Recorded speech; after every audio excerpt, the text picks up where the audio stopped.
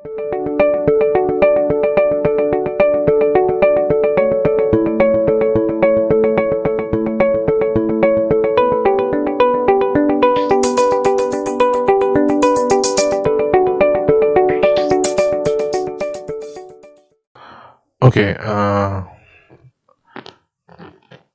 Previous chapter हमारा था unit and dimension. उसके बाद हमारा सेकेंड चैप्टर आता है वेक्टर एंड कैलकुलस। तो आज के लेक्चर में हम केवल वेक्टर कंप्लीट कर रहे हैं। कैलकुलस जो कि मैथ्स का एक्चुअली में पार्ट है, इसको हम सेकेंड वीडियो लेक्चर में फिनिश करेंगे। देखिए, फिजिक्स की जितनी क्वांटिटीज हैं, फिजिकल क्वांटिटीज, जैसा कि मैंने लास्ट बताया था आपको, तो फिजिकल क्वांटिटीज हमने पढ़ा था। टाइप ऑफ क्वांटिटीज में आपने क्या किया था, उसको फंडामेंटल क्वांटिटीज, डिराइव क्वांटिटीज में डिवाइड किया था। अब फिजिक्स की सारी क्वांटिटीज को भी आप दो पार्ट में और डिवाइड कर सकते हैं। तो ये क्वांटिटीज हैं स्केलर एंड वेक्टर। तो स्केलर क्वांटिटीज क्या हुई? Scalar quantities are those quantities जिनमें केवल और केवल मैग्नीट्यूड होता है। ठीक है, तो कौन कौन सी हो गई ये क्वांटिटी हो जाती है? इसके एग्जांपल है मास, स्पीड, डिस्टेंस, ठीक है, ठीक है, weight, magnetic flux, electric flux, या आप बाद में पढ़ेंगे, एंड आपका रिफ्रैक्टिव इंडेक्स। ये सारी क्वांटिटीज स्केलर क्वांटिटीज है। ठीक है, जिनको डिफाइन करने के लिए आपको केवल और केवल मैग्नीट्यूड की जरूरत पड़ती है। In the physics we deal with the two type of physical quantities, one is scalar and other is vector. Each scalar quantity has magnitude and unit. Unit यानी जो उसका यूनिट है, यानी यहाँ पे देखिए फॉर एग्जांपल मास में 4 kg यूनिट दे रखा है, मैग्नीट्यूड है यहाँ पे 4 और उसका यूनिट है kg। ठीक है, ठीक है। तो फिर वेक्टर क्वांटिटीज क्या हुई? वेक्टर क्वांटिटीज वो क्वांटिटीज हुई जिनको रिप्रेजेंट करने के लिए आपको magnitude as well as specific direction की रिक्वायरमेंट पड़ती है। इसका एग्जांपल कैसे समझ सकते हैं? इसका एक अच्छा सा एग्जांपल ये आता है, जैसे हम लोग यहाँ पुणे में रहते हैं, तो ये हम यहाँ मान लेते हैं पुणे। ठीक है, अब पुणे से मुंबई का डिस्टेंस 200 किलोमीटर है। तो मुझे एक्चुअल में पता नहीं किस डायरेक्शन में है, लेकिन ये मान लेते हैं नॉर्थ साउथ है, ये है ईस्ट एंड ये है वेस्ट। ठीक है, तो मुझे ये पता है कि पुणे से मुंबई का जो डिस्टेंस है 200 किलोमीटर है। तो क्या ये इंफॉर्मेशन अपने आप में सफिशिएंट है पुणे से मुंबई जाने के लिए? नहीं। देखिए कैसे, आप पुणे से किसी भी डायरेक्शन में, मान लीजिए मुंबई यहाँ पे है 200 kilometre, this distance is 200 kilometre. ठीक है, और ये मुंबई हो गया। तो क्या आप किसी भी डायरेक्शन में 200 किलोमीटर चले जाएंगे तो आप मुंबई पहुंच जाएंगे? नहीं। There are infinite points which are at 200 kilometre away from the Pune. तो क्या हर पॉइंट पे मुंबई होगा? नहीं, कि एक पॉइंट पे कहीं पे मुंबई होगा। ये मान लीजिए एज एग्जांपल हम कह देते हैं कि ये वो डिस्टेंस हो गया। यहाँ पे आप इस पॉइंट पे पुणे से मुंबई की तरफ चले, यहाँ से नॉर्थ ईस्ट से 45 डिग्री पे आपने चला 200 किलोमीटर, तो प्रोबेबिलिटी बहुत 100% प्रोबेबिलिटी है कि आप यहाँ पे मुंबई भी पहुंच जाएंगे। ठीक है, अगर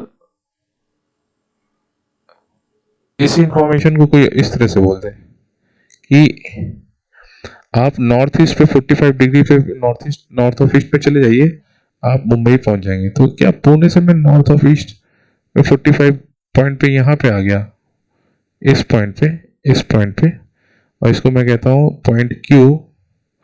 तो क्यू यहाँ से केवल 20 किलोमीटर है, तो क्या मैं मुंबई पहुंच गया? नहीं। तो पुणे से मुंबई पहुंचने के लिए आपको डिस्टेंस चाहिए 200 kilometre as well as direction भी चाहिए। ठीक है, ठीक है। तो वो सारी क्वांटिटीज जिनमें मैग्नीट्यूड, मैग्नीट्यूड क्या हो गया इसका? 200 किलोमीटर 200 और 200 किलोमीटर इसका मैग्नीट्यूड हो गया, और डायरेक्शन हो गया ये एरो का डायरेक्शन।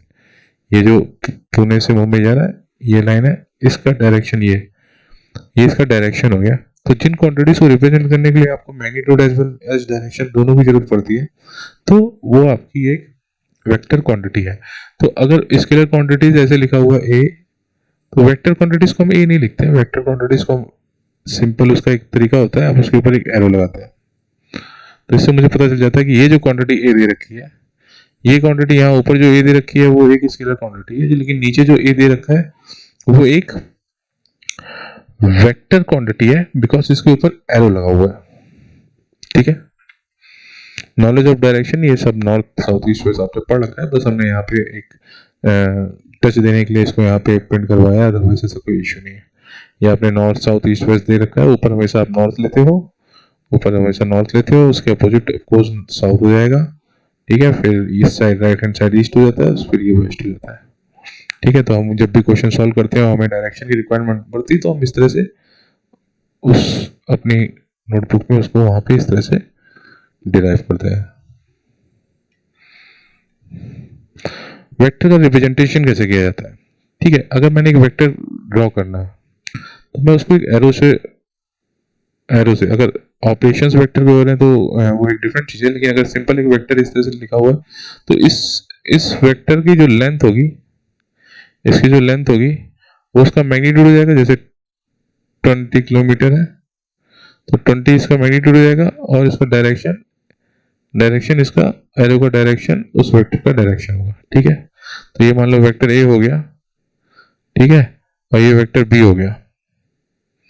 ठीक है, वेक्टर बी हो गया। ठीक है, इसको ये भी 20 मान लीजिए कि हो गया। तो ये इन दोनों वेक्टर का मैग्नीट्यूड सेम है, पर इनके डायरेक्शन अलग अलग है। ये इस साइड है, इसका डायरेक्शन इस साइड है, इसका और नीचे वाले का डायरेक्शन वर्टिकली अपवर्ड है। तो ये दोनों वेक्टर अलग अलग हो गए। तो दो वेक्टर अगर डिफरेंट है तो क्या हो सकता है, उनका मैग्नीट्यूड या तो डिफरेंट होगा, या उनका डायरेक्शन डिफरेंट होगा, या दोनों ही डिफरेंट होंगे। और दो वेक्टर अगर इक्वल है तो उनका मैग्नीट्यूड भी इक्वल होना चाहिए एंड उसका डायरेक्शन भी सेम होना चाहिए। ठीक है, ओके।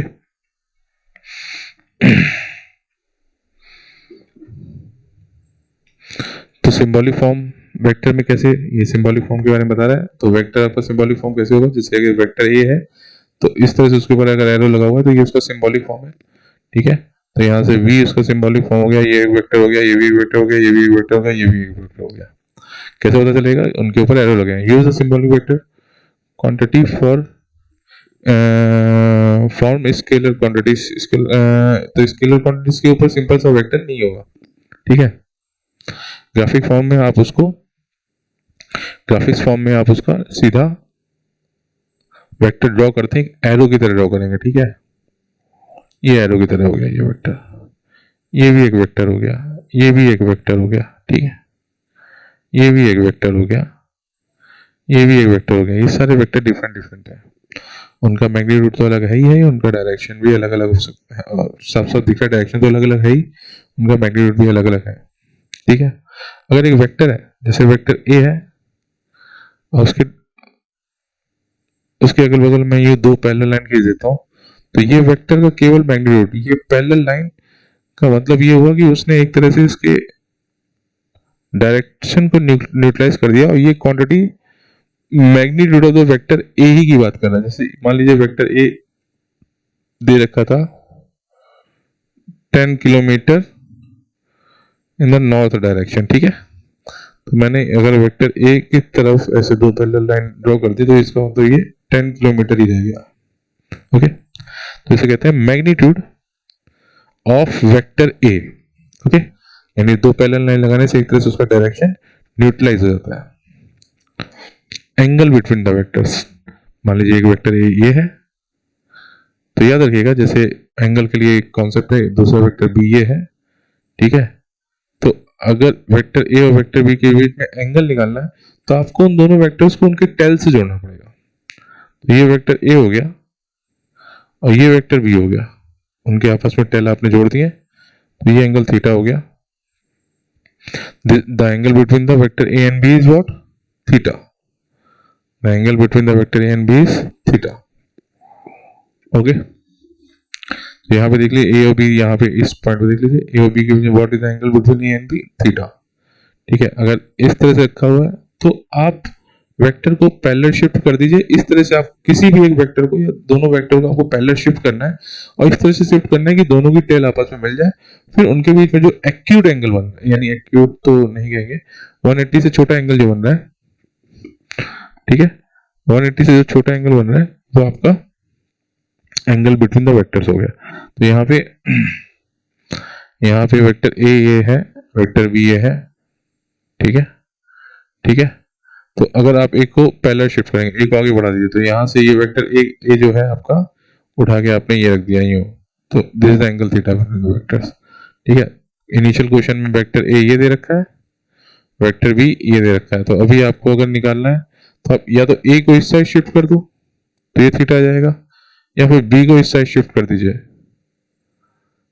ये भी एंगल थीटा आ जाएगा। सेम एंगल थीटा मिलेगा क्या आपको? पैरेलल शिफ्ट का मतलब क्या हुआ? पैरेलल शिफ्ट का मतलब ये होता है, देखिए मान लीजिए ये वेक्टर ये है, ठीक है, ये इसका हेड हो गया, ये इसका टेल हो गया, ठीक है, ये पॉइंट हो गया ओ, ये पॉइंट हो गया ए, ठीक है। पैरेलल शिफ्ट का मतलब क्या हुआ कि दो पैरेलल लाइन आपको ड्रॉ करनी है, दो पैरेलल लाइन आपको ड्रॉ करनी है, एक उस वेक्टर के टेल से जा रहा हो, दूसरा उस वेक्टर के हेड से जा रहा हो, ठीक है, और किसी भी डायरेक्शन में। एक बार जो लाइन ड्रॉ कर दी, L1 लाइन जो ड्रॉ कर दी, L2 को उसके पैरेलल में ड्रॉ करना है। फिर L1 के किसी पॉइंट पे आप गए, आपने उतने ही डिस्टेंस का और वेक्टर ए की डायरेक्शन में दूसरा वेक्टर यूं ड्रॉ किया, ये वेक्टर ए की डायरेक्शन में, तो ये उसका मैग्नीट्यूड हो गया, ये उसका मैग्नीट्यूड हो गया, और ये उसका डायरेक्शन हो गया। तो क्या दोनों का मैग्नीट्यूड सेम होगा? और डायरेक्शन दोनों का एक ही तरफ लिया है, हमने अपनी तरफ से लिया है, तो वेक्टर ए पहला शिफ्ट होकर यहां पर आ गया, ठीक है। तो जैसे वेक्टर ए ये है, तो यहाँ पे भी अगर मैंने उसको पहला शिफ्ट किया तो वेक्टर ए ये आ गया, ठीक है, पहला शिफ्ट किया तो ये आ गया वेक्टर ए, ठीक है। पहले शिफ्ट में क्या होता है, आप उसका मैग्नीट्यूड भी चेंज नहीं होना चाहिए, उसका डायरेक्शन भी चेंज नहीं होना चाहिए, तो वेक्टर पहला शिफ्ट हो गया, ठीक है। पहला शिफ्ट का मतलब आप समझ गए होंगे। 3 वेक्टर्स ABC, एग्जांपल देख रहे हैं, 3 vector ABC are shown in the figure, find the angle between A and B and C। तो यहाँ पे आपको एंगल बताना है, find the angle between the A and B and C and A। तो A ये दे रखा है, ये इसमें परेशान मत होइएगा, ये एक्स एक्सिस दे रखा है, ठीक है, ये बी दे रखा है और ये सी दे रखा है।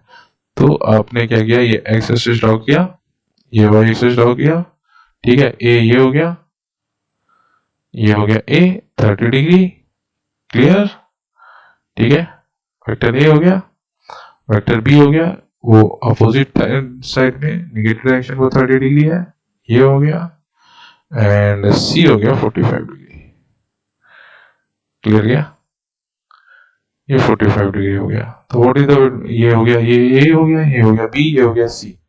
तो उसने ए बी के बीच में एंगल पूछा है, तो दैट इज द 60 डिग्री, ठीक है। बी सी के बीच में, तो B is this, C is this, तो ये एंगल है 30,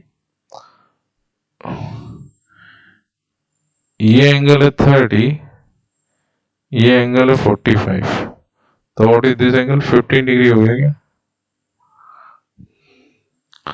15 डिग्री हो गया क्या। ए एंड सी के बीच में एंगल क्या हो गया, ए एंड सी के बीच में एंगल ये हो गया, ए एंड सी के बीच में एंगल ये हो गया, यानी इस साइड से 30 प्लस इधर 45, तो हो गया 30 प्लस 45 डिग्री, कितना हो गया यहाँ पे 7 इधर 75 degree. Question sir, negative vector, तो वेक्टर अगर ए दे रखा है, वेक्टर ए आपको गिवन है यहाँ पे, सिंपल सा ये वेक्टर ए गिवन है, तो अगर आप वेक्टर उसी मैग्नीट्यूड का वेक्टर लें, उसके डायरेक्शन को रिवर्स कर दें, तो अगर ये वेक्टर ए है तो ये वेक्टर माइनस ए हो जाता है, क्लियर क्या? तो this are negative vector. Okay. Equality of the vector. दो वेक्टर इक्वल तब होंगे जब उनका magnitude and direction both same होनी चाहिए. ठीक है, तभी वो वेक्टर स्केलर, सॉरी, तभी वो वेक्टर आपका इक्वल वेक्टर होंगे. जैसे वेक्टर ए ये है और इसके यहाँ पे वेक्टर ए बी ये है, तो ये जो लेंथ है वो लेंथ इसके बराबर होनी चाहिए और ये जो इसका डायरेक्शन है उसके डायरेक्शन के इक्वल होना चाहिए. तो क्या हुआ, ये दोनों वेक्टर इक्वल वेक्टर हो गए. तो मान लीजिए अगर ए ये है और बी वेक्टर आपने इस तरह ड्रॉ कर दिया, तो ये इसकी लेंथ इसके बराबर तो है लेकिन इसका डायरेक्शन उससे उसके डायरेक्शन नहीं है. तो ये ए एंड सी ले लेता हूं मैं. ए इज नॉट इक्वल टू सी हो जाएगा, उस टाइम वेक्टर सी हो जाएगा, लेकिन यहाँ पे vector A is equal to vector B है. ओके. तो क्या क्या होना चाहिए, उसका मैग्नीट्यूड डायरेक्शन होना चाहिए, यानी इस वेक्टर की लेंथ एज वेल उसका डायरेक्शन भी सेम होना चाहिए. अगर दो वेक्टर ऐसे हैं जिनका मैग्नीट्यूड एंड डायरेक्शन सेम है तो वो दोनों वेक्टर सेम है. ठीक है. ओके. Collinear vector. तो देखो बेटा, कोलिनियर बहुत ही सिंपल है. जैसे एक वेक्टर हो गया, दिस इज अ वेक्टर. ठीक है, इसी के लाइन में this is vector, this is vector, और इसी के लाइन में दूसरा वेक्टर है. ठीक है, तो ये वेक्टर ए हो गया, ये वेक्टर बी हो गया. ओके.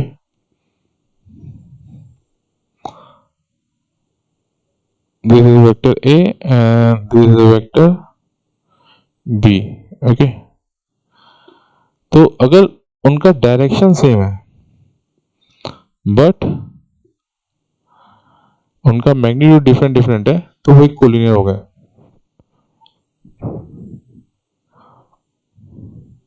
ठीक है, क्लियर?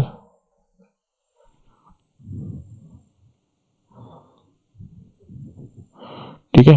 तो अगर वेक्टर बी को आपको वेक्टर ए के टर्म में लिखना पड़ेगा तो कैसे हो जाएगा? जैसे मान लीजिए ये हो गया 7, ये हो गया 3. ठीक है, तो ये डायरेक्शन हो गया उसका कुछ.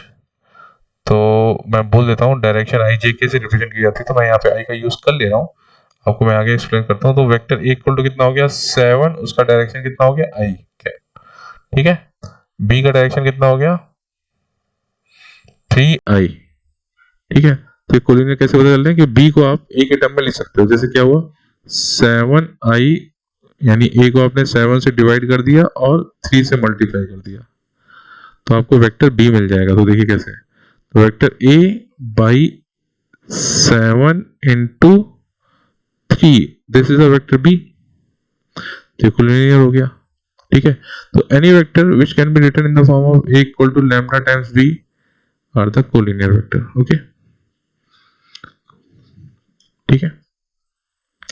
ठीक है, अब लैम्डा बड़ा भी हो सकता है 1, छोटा भी हो सकता है. ठीक है, और निगेटिव भी हो सकता है. ठीक है, निगेटिव क्या हुआ, सेम लाइन में होंगे तो लैम्डा निगेटिव भी हो सकता है. कोइनिशियल वेक्टर, कोइनिशियल वेक्टर हुआ जिनका, ऐसे वेक्टर जिनका टेल एक ही हो, यानी इनिशियल स्टार्टिंग पॉइंट एक हो. तो यहाँ पे देखिए वेक्टर ए ये हो गया, वेक्टर बी ये हो गया, वेक्टर सी ये हो गया, वेक्टर डी ये हो गया. ठीक है, सारों के पॉइंट इनिशियल पॉइंट सेम है, तो ये this are the collinear vector. Okay. Coplanar, coplanar vectors, ऐसे सारे वेक्टर जो एक ही प्लेन में है they are the coplanar vector. तो देखिए जैसे आपने 3D पढ़ रखा होगा, यानी थ्री डायमेंशनल आपने हाई स्कूल में थोड़ा सा कर रखा होगा. ये एक्स एक्सेस हो गया, ये वाई एक्सेस हो गया.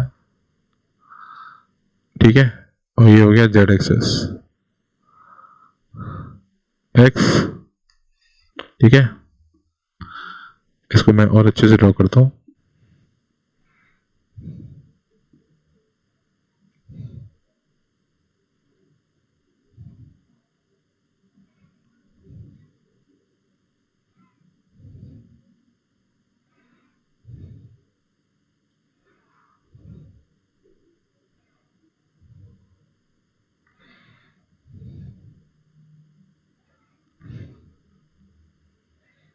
X Y and Z. ठीक है, जैसे एक्स एक्सिस या वाई एक्सिस हो गया, ये जेड एक्सिस हो गया। ठीक है, इसको आप अपने, जैसे रूम है आपका, तो आप रूम का एक कोना मान लीजिए, कॉर्नर हो गया। ठीक है, एक कॉर्नर हो गया, ये पहली वॉल हो गई, वॉल नंबर 1, वॉल नंबर 2, और ये ग्राउंड का सर्फ, ये फ्लोर हो गया, रूम का फ्लोर हो गया। ठीक है, तो this is the one plane, this is the second plane, and this is the ground floor. Clear क्या? ठीक है, तो कोप्लेनर वेक्टर क्या होंगे? जैसे मैं वॉल 1 को कंसीडर कर रहा हूं, ठीक है, तो वॉल 1 में जितने भी वेक्टर होंगे, ए वेक्टर ये हो गया, बी वेक्टर ये हो गया, सी वेक्टर हो गया, तो ये वॉल पे ही है। यानी इस दीवार पे आपने अगर मान लीजिए 4-6 तस्वीरें टांग दी, तो मैं क्या कहूंगा कि वो सारे एक ही प्लेन में होता, प्लेन्स उसी एक ही प्लेन में वो पोर्ट्रेट्स या तस्वीरें टंगी हुई हैं, हैंग हो रही हैं। तो अभी क्या हुआ, अगर वेक्टर आप उसमें स्ट्रेट लाइन किसी भी डायरेक्शन में ड्रॉ कर देंगे, तो इन सब का एक ही प्लेन है, तो ये these are the coplanar vector. ठीक है, सिमिलरली आपने इधर कितनी भी लाइन ड्रॉ कर दी, तो again A B C are coplanar. ठीक है, एक minute, these are the coplanar vectors. ठीक है, ठीक है, ग्राउंड पे आपने यहाँ पे अपने फ्लोर पे, रूम के फ्लोर में कितनी भी आपने लाइन ड्रॉ कर दी, तो वो सारे वेक्टर्स एक ही प्लेन में हो गया, तो they are the coplanar vector. ठीक है, okay,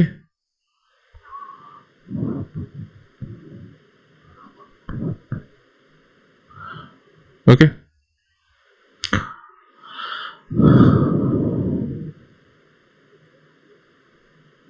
multiplication of the vectors।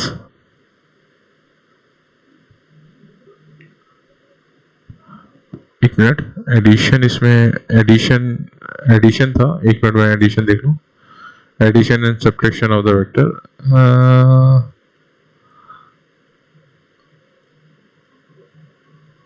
Okay, इसमें एडिशन एंड सब्ट्रैक्शन शायद आगे होगा।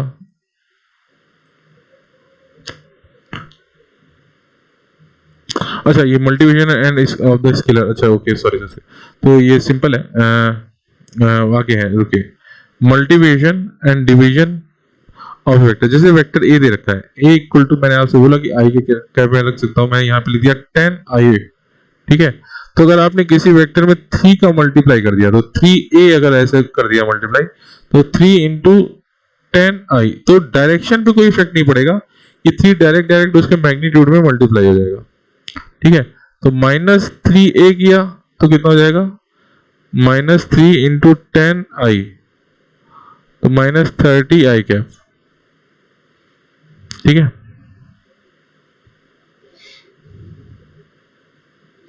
ठीक है, अगर आपने किसी वेक्टर में किसी स्केलर क्वांटिटी का मल्टीप्लिकेशन कर दिया, तो हो सकता है वो वेक्टर चेंज हो जाए, और ऐसा भी हो सकता है वो वेक्टर चेंज ना हो। जैसा कि, जैसे मान लीजिए कि वेक्टर ए इक्वल टू दे रखा है, वेक्टर ए इक्वल टू दे रखा है यहाँ पे 10 मीटर, तो आपने उसमें 10 मीटर ईस्ट की तरफ दे रखा है, या आई कैप दे रखा है, तो ईस्ट की तरफ मैं ले रहा हूँ। तो अगर आपने उसे वेक्टर ए में 3 टाइम्स कर दिया, तो उसमें क्या हुआ, 30 मीटर ही रहा वो। ठीक है, 30 मीटर टुवर्ड्स ईस्ट हो गया। ठीक है, तो ये 3 का कोई यूनिट नहीं है। तो कुछ स्केलर ऐसे होंगे जिनकी अपने खुद का यूनिट होता है। तो अगर मान लीजिए एक्स ए, आपका वेक्टर क्वांटिटी एक्सीलरेशन में दे रखी है, मान लीजिए ए equal to A metre per second square towards east, तो उसमें आपने मास का मल्टीप्लाई कर दिया m इंटू ए, तो ये क्या हो जाएगा, ये फोर्स हो जाएगा। ठीक है, तो m इंटू ए हो गया। ठीक है, अगर आपने एक वेक्टर क्वांटिटी में एक स्केलर क्वांटिटी का मल्टीप्लिकेशन किया है, तो जो क्वांटिटी आएगी वो भी वेक्टर क्वांटिटी ही आती है। ओके, इसी पे हमारा depend question number, example number 2 है, physical quantity mass equal to 3 kg, तो भाई यहाँ kg का अपना एक यूनिट है, दे रखा है, is multiplied with the vector a such that f equal to mf, find the magnitude and direction of the f। When A equal to 3 metre per second square. तो डायरेक्शन ऑफ द एफ, तो F equal to कितना हुआ M into ए, ठीक है। तो F equal to कितना हो जाएगा, ए इक्वल टू 3 दे रखा है और मास भी 3 दे रखा है, तो 3 into 3 metre per second square into के जी इसका आ जाएगा ना, ये 3 kg का, ये भी यूनिट इसका मल्टीप्लाई हो जाएगा ईस्टवर्ड, ठीक है। तो कितना हो जाएगा 9 न्यूटन ईस्ट, ठीक है। तो सेकंड पार्ट में क्या हो जाएगा, F equal to M A 3 into -3 kg metre per second square, ये हो जाएगा -9 kg metre per second square, वो हो गया न्यूटन। तो ये जाएगा -9 न्यूटन नॉर्थ वेस्ट, ठीक है। ओके, नॉर्थ वेस्ट क्या बता रहा है, डायरेक्शन बता रहा है, और ये उसका मैग्नीट्यूड बता रहा है। लॉ ऑफ एडिशन बहुत ही सिंपल है, दो वेक्टर्स को ऐड करना है। जैसे मान लीजिए वेक्टर ए ये है, वेक्टर ये ए है, और वेक्टर बी ये है, ठीक है। तो एंगल निकालने के लिए आप क्या करते थे, दोनों को टेल से ऐड कर देते थे, लेकिन रिजल्टेंट निकालने के लिए क्या करोगे, वेक्टर ए पे वेक्टर बी को पहले ही शिफ्ट करते हुए लाए और उसके हेड में उसका टेल ऐड हो गया, this is resultant vector C equal to क्या हो गया, vector A and vector B का सम हो गया। तो वेक्टर सी इक्वल टू हो जाएगा vector A plus vector B. Okay okay, ठीक है। अगर यहां से एक चीज गौर करने वाली है, जब स्केलर में आप देखिए क्या करते थे, जैसे 10 kg एक स्केलर क्वांटिटी है, मान लीजिए 10 kg राइस में आपने 2 kg कुछ ऐड कर दिया, वाटर ऐड कर दिया, आप एक दाल कुक करना चाहते हैं, 2 kg वाटर हो गया, तो ये 12 kg हो गया ना, और 12 kg में आपने 3 kg निकाल लिया, तो क्या होता था, फिर ये 9 kg रह गया। तो ये एक simple subtraction and addition rule follow कर रहा है ना। लेकिन यहाँ पे साफ साफ देखिए, आप ट्रायंगल की आपने हाई स्कूल में पढ़ रखा होगा कि ट्रायंगल भी किसी भी दो लाइन का सम थर्ड लाइन के सम से ज्यादा होता है। अगर ये 5 है, अगर ये 5 है और ये 3 है, तो 5 एंड 3 8 हो गया ना, तो ऑफकोर्स ये सी की लेंथ 8 से कम होगी, ठीक है। ये 8 कब होगी, जब ये 5 और 3 दोनों ही एक लाइन में होंगे, तब ये रिजल्टेंट इसका, तब ये इसका रिजल्टेंट, तब ये इसका रिजल्टेंट 8 होगा, ठीक है। तो सी का रिजल्टेंट 8 होगा। तो ये जो एंगल थीटा है ए और बी के बीच का एंगल थीटा है, ये रिजल्टेंट के मैग्नीट्यूड पे इफेक्ट डालेगा। अगर थीटा 180 हो गया तो 5 में से 3 सब्ट्रैक्ट हो जाएगा। अगर थीटा 180 हो गया तो 5 में से 3 सब्ट्रैक्ट होगा, ठीक है। अगर थीटा थीटा 180 हो गया, थीटा आपका 180 डिग्री हो गया, तो ये फिर स्ट्रेट लाइन में आएगा। और थीटा इसके, थीटा अगर आपका 0 से लेके 180 के बीच में हो गया, डिग्री के बीच में हो गया, तो रिजल्टेंट आपका 2 से लेके 8 के बीच में कुछ भी हो सकता है। मैग्नीट्यूड की बात कर रहा हूं मैं, केवल डायरेक्शन की बात नहीं कर रहा हूं, मैग्नीट्यूड, ठीक है। तो स्केलर से वेक्टर एडिशन टोटली डिफरेंट है, बिकॉज वेक्टर में direction of the vector quantity एक क्रूशियल रोल प्ले कर देती है। ओके, ठीक है, ठीक है। अब subtraction of the vector subtract कैसे करते हो, ठीक है। तो सब्ट्रैक्ट करने के लिए कुछ नहीं है, जैसे यहाँ मान वेक्टर ए हो गया, ठीक है, ये वेक्टर बी हो गया, ठीक है, ये वेक्टर बी हो गया, तो ये हो गया वेक्टर ए और ये हो गया वेक्टर बी, दोनों को ऐड कर दिया तो ये हो जाएगा तुम्हारा vector A plus vector B, ठीक है, ठीक है। तो सब्ट्रैक्शन का होगा क्या करना है, जैसे मान लो आपको पूछा है कि वेक्टर ए में वेक्टर बी को सब्ट्रैक्ट करना है, तो आप बी को क्या करो, अपोजिट कर दो, माइनस बी कर दो, तो ये हो गया vector A minus vector B, this is the resultant C. तो सी इक्वल टू हो जाएगा vector A plus of minus vector B, तो ये हो जाएगा vector A minus B, clear?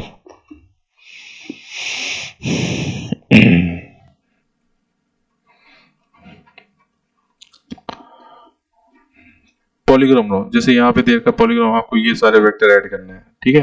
तो आप इसमें वन बाय वन ऐड करते जाइए। तो वेक्टर ए बी सी डी ऐड करना, तो ये वेक्टर ए हो गया, ठीक है? उसमें आपने वेक्टर बी को ऐड किया, तो वेक्टर बी है ये, तो रिजल्टेंट आ गया ये ए प्लस बी आ गया क्या?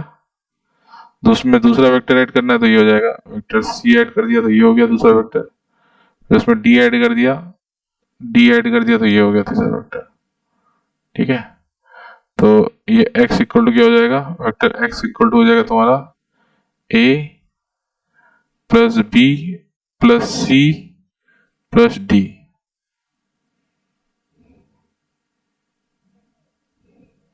क्लियर क्या?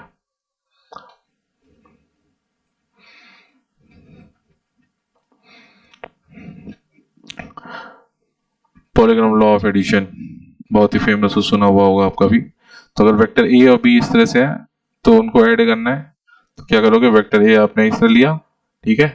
वेक्टर बी को पहले शिफ्ट करके इधर लाए, तो ये उसका रिजल्टेंट हो गया, ठीक है? ठीक है, ठीक है। तो इसको इस तरह से कर सकते हैं, वेक्टर ए इस तरह से, वेक्टर बी इस तरह से, और यहाँ से ये हो गया वेक्टर बी, और ये पॉलीगॉन बन रहा है। आपने ए में बी को ऐड किया, तो ये आया, ठीक है? और आप वेक्टर बी में ए को ऐड करोगे, तब भी वेक्टर सी ही आएगा। Clear? Clear? That's why we call it polygon law. Okay, polygon law के कुछ रिजल्ट्स हैं, ये हमें याद रखने चाहिए, इसकी बहुत अच्छी जरूरत पड़ती है, ठीक है? तो यहां से एक चीज बहुत क्लियर हो रहा है कि ये पहले ये देख लेते हैं, कम्युनिकेटिव लॉ। वेक्टर ए में आपने बी को ऐड किया और वेक्टर बी में ए को ऐड किया, दोनों ही सेम होंगे। वेक्टर ए में बी को ऐड किया तो वेक्टर सी आएगा, वेक्टर बी में ए को ऐड करोगे तो फिर वेक्टर सी आएगा। दोनों ही क्वांटिटी, दोनों ही क्वांटिटी सेम होगी, यानी a plus B equal to B plus A होगा।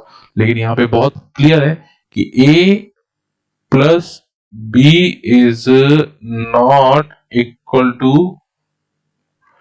a minus B.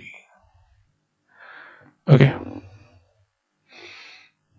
ठीक है? चाहे तो आप डायग्राम बना के देख लीजिए, जैसे this is vector A, this is vector B,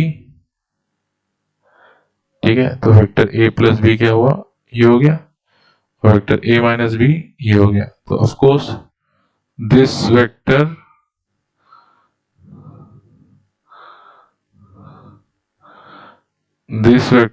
is vector a minus b and this vector is a plus b। तो दोनों ही डिफरेंट है। a plus b is not equal to a minus b, ठीक है? ठीक है, resultant देखिए, जैसे कुछ रिजल्टेंट की प्रॉपर्टीज है। यहाँ पे ये वेक्टर ए दे रखा है, ये है वेक्टर ए, रेड लाइन से देखिए, ये वेक्टर ए है, ये वेक्टर बी था, यहाँ पे शिफ्ट कर दिया उसको आपने, और ये एंगल हो गया थीटा, तो ये आपको हो जाएगा बी कॉस थीटा और बी साइन थीटा, ठीक है? ये वाला हो जाएगा बी साइन थीटा। देखिए कैसे, ये आपको कंपोनेंट अभी पढ़ाया नहीं है मैंने। जैसे ये वेक्टर हुआ, ये बी हो गया, ठीक है?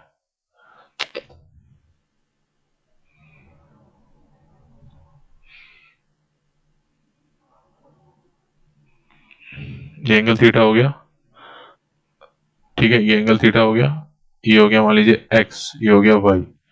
तो इसका वेक्टर ए का जो प्रोजेक्शन एक्स एक्सिस पे आ रहा है वो ये लेंथ है।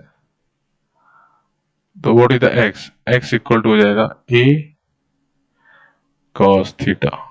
कैसे हुआ देखिए, cos theta equal to what? cos theta equal to x by A, तो x इक्वल टू कितना हो जाएगा a cos थीटा, ठीक है। sin theta is equal to what, sin theta equal to y by a, तो what is the y equal to a sin theta. तो जिस side angle हो उस साइड का जो आपका कंपोनेंट होगा वो अगर आपका x है तो उसकी वैल्यू होगी a cos थीटा। उस ये डिस्टेंस जो होगा, ये वाला डिस्टेंस वो होगा a cos थीटा, ये वाला जो डिस्टेंस होगा वो होगा a sin थीटा। क्लियर, ठीक है। तो इस वाले पार्ट में दोबारा जाइए, इसको मैं यहां ड्रॉ करता हूं। ये हुआ a वेक्टर, ये हुआ b वेक्टर, और इसका रिजल्ट निकालना है आपको। तो b वेक्टर क्या हो गया, ये एंगल थीटा हो गया, ये अगर एंगल थीटा था तो ये वाला एंगल भी थीटा हो गया, ठीक है। तो b का ये कंपोनेंट क्या हो गया, b cos थीटा, ये कंपोनेंट हो गया b sin थीटा। तो what is this total length, ये टोटल लेंथ कितनी हो गई, ये टोटल लेंथ हो गई a plus b cos theta, जिसको मैं कह देता हूं x। क्लियर,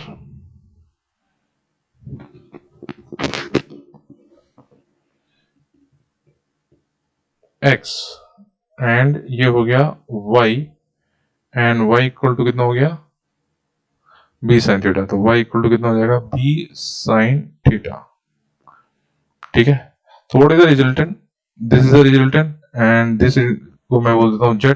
तो z की वैल्यू कितनी हो जाएगी, z की वैल्यू हो जाएगी, पाइथागोरस लगा दोगे आप, X square plus Y square, ठीक है। यहाँ पे जगह कम है इसलिए मैं पूरी वैल्यू लिख नहीं रहा हूँ, आप यहाँ से डेरिवेशन में देख लीजिएगा। तो यहाँ हो जाएगा A square plus B square plus twice A B cos theta, ठीक है। दिस इज द रिजल्टेंट, ये जो आपका था रिजल्टेंट था, ये आपका है जेड, ये हो गया थीटा, ठीक है। ये अल्फा अगर एंगल निकाल लो तो tan alpha equal to what, tan alpha equal to this by this length, ठीक है। तो tan alpha equal to this by this length, तो यहाँ पे आ जाएगा tan alpha equal to this length by this length, तो ये हो जाएगा b sin theta upon a plus b cos theta, ठीक है, ठीक है। ये जो z है this is called resultant r, कितना हो जाएगा वो a square plus b square plus twice A B cos theta and tan alpha resultant angle making, जो कि बन रहा है किससे, अल्फा एंगल किससे बन रहा है, ए से बन रहा है, वो हो जाएगा b sin theta upon a plus b cos theta. अब टेन अल्फा किससे बन रहा है, टेन अल्फा अगर मान लीजिए टेन अल्फा यहाँ पे b से बन रहा है तो कितना हो जाएगा a sin theta upon b plus a cos theta, याद आएगा, ठीक है। अगर इस साइड से अल्फा लिया तो देखिए डायरेक्शन यानी क्वांटिटी चेंज हो गई, ठीक है। अगर अल्फा इस साइड से लिया है तो क्वांटिटी ये है, ठीक है।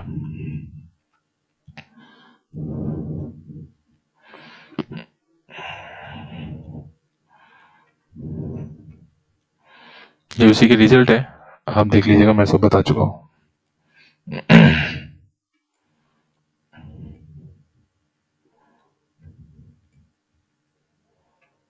सब्ट्रैक्शन भी मैंने बता दिया है, सब्ट्रैक्शन कैसे,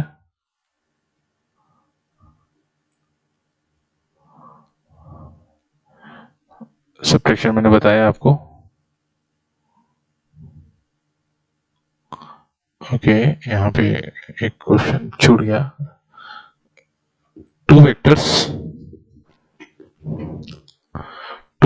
10 unit and 5 unit are making angle 120 with each other, find the magnitude and angle of the resultant with the vector 10 unit, ठीक है। तो ये 10 यूनिट हो गया, ये 10 यूनिट हो गया एंड ये 5 यूनिट हो गया, ठीक है। और एंगल बन रहा है उनके बीच theta equal to 120 degree, okay, तो यहाँ पर आपको रिजल्टेंट निकालना है। तो what is the resultant? Resultant equal to 10 का स्क्वायर प्लस 5 का square plus 2 times 10 into 5 into cos 120 degree. ठीक है, निकाल देंगे, सॉल्व कीजिए, वो आप सॉल्व करोगे, ये निकल आ जाएगा। तो उसका 10 से एंगल पूछा है, तो ये हो गया ए और ये हो गया बी इस केस में। तो टेन थीटा इक्वल टू कितना हो जाएगा? B cos theta upon a plus B sine theta, यही होता है ना फॉर्मूला। ठीक है, तो बी कॉस थीटा कितना हो गया? 5√3/2 upon a plus b. What is the a? A हो गया आपका 10 plus sorry b sine theta upon a, b sine theta upon a plus b cos theta होता है। बी साइन थीटा, ये b sine theta upon a plus b cos theta. ठीक है, 10 alpha equal to कितना हो जाएगा? B sine theta upon a plus b cos theta होता है। ठीक है, इंटू बी कितना हो गया? 5 कॉस 120 डिग्री। सॉल्व करेंगे यहाँ पे अल्फा इक्वल टू 30 आएगा। 10 अल्फा इक्वल टू आपका आएगा 10 अल्फा इक्वल टू आएगा 1/√3। तो अल्फा इक्वल टू 30 आएगा। यहाँ पे स्पेस नहीं है सॉल्व करने का, इसलिए मैं सॉल्व नहीं कर रहा हूँ, और ऑलरेडी वहां पे सॉल्व है, तो आप चेक कर सकते हो। सब्ट्रैक्शन का ये क्वेश्चन है सारे।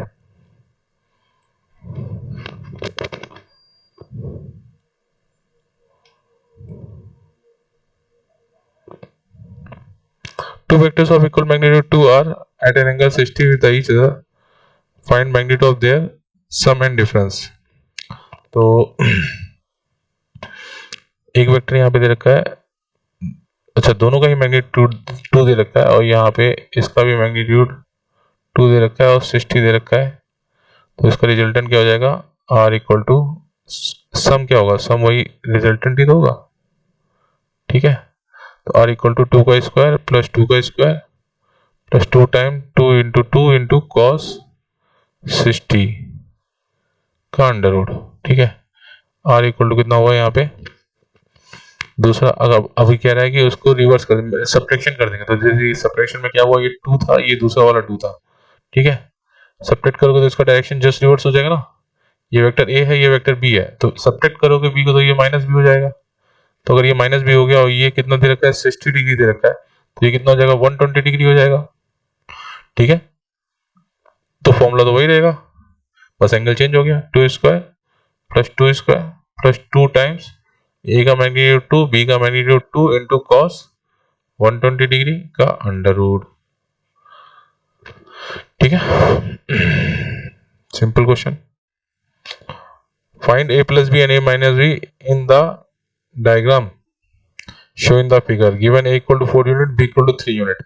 निकाल सकते हैं a equal to 4 unit, a plus b क्या क्या हुआ? ये a plus b हो गया। ठीक है, तो a square plus b square plus twice a b cos 60।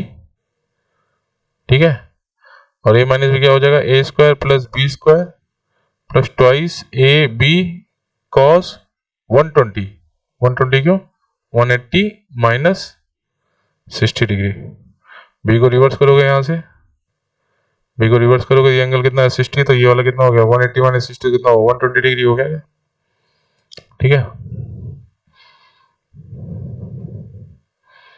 ठीक है,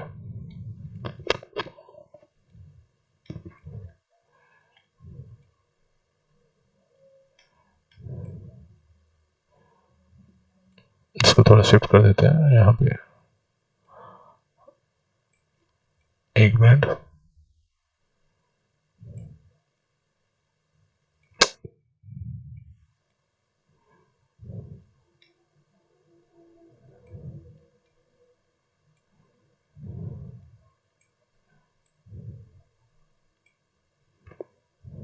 ओके,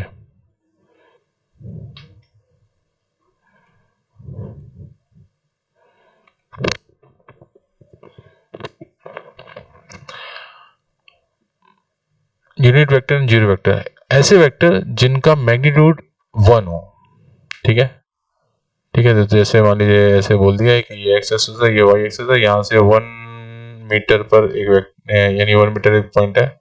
तो ऐसे वेक्टर जिनका मैग्नीट्यूड 1 हो, यानी ए का आपने वेक्टर दे रखा है, उसका मैग्नीट्यूड निकाला, वो आता है 1, तो ये यूनिट वेक्टर है। जीरो वेक्टर क्या हुआ?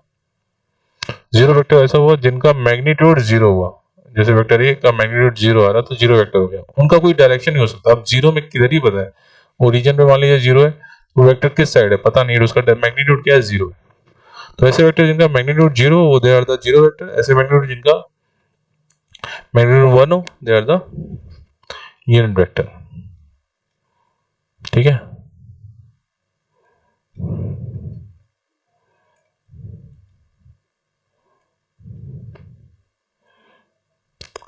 Resolution of vector,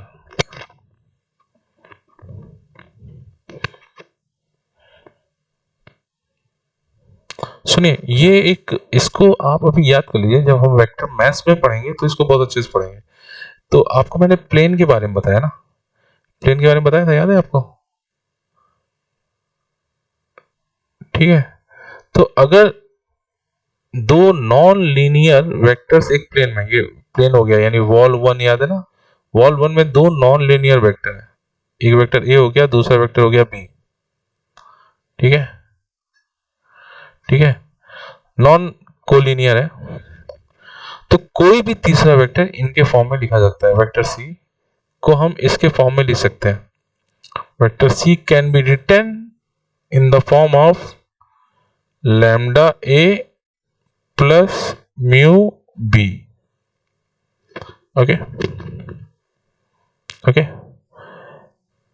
Any third vector in a plane can be written in the form of any two non-collinear vector in the same plane, ठीक है, ठीक है, याद रहेगा, याद रहेगा। तो यहां पे उन्होंने देखिए वेक्टर ए को, ये वेक्टर ए को उन्होंने, वेक्टर ए को उन्होंने ए और बी के फॉर्म में लिख रखा है। अब लैम्डा और म्यू आपको कोई भी पॉजिटिव नेगेटिव रियल नंबर्स हो सकते हैं,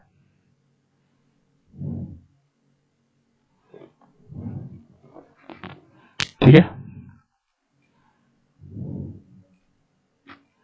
इसका बहुत अच्छा डेरिवेशन, इसको हम क्लास का, मुझे याद दिलाइएगा, जब हम पूरा वेक्टर पढ़ लेंगे तो हम इसको क्लास में इसका डेरिवेशन करेंगे। बहुत ही बेहतरीन डेरिवेशन है इसका, और यानी कॉन्सेप्ट के पॉइंट ऑफ व्यू से अच्छा है। तो अभी राइट नाउ के लिए आप इसको, इस चीज को याद रखिए, और इसको याद रखिएगा कि आप जब हम वेक्टर पढ़ रहे हो मैथ्स में, तो आप इसको वहां पे प्रॉपर्ली हमें बोल दीजिएगा, ये वहां पे किए जाएंगे, ठीक है।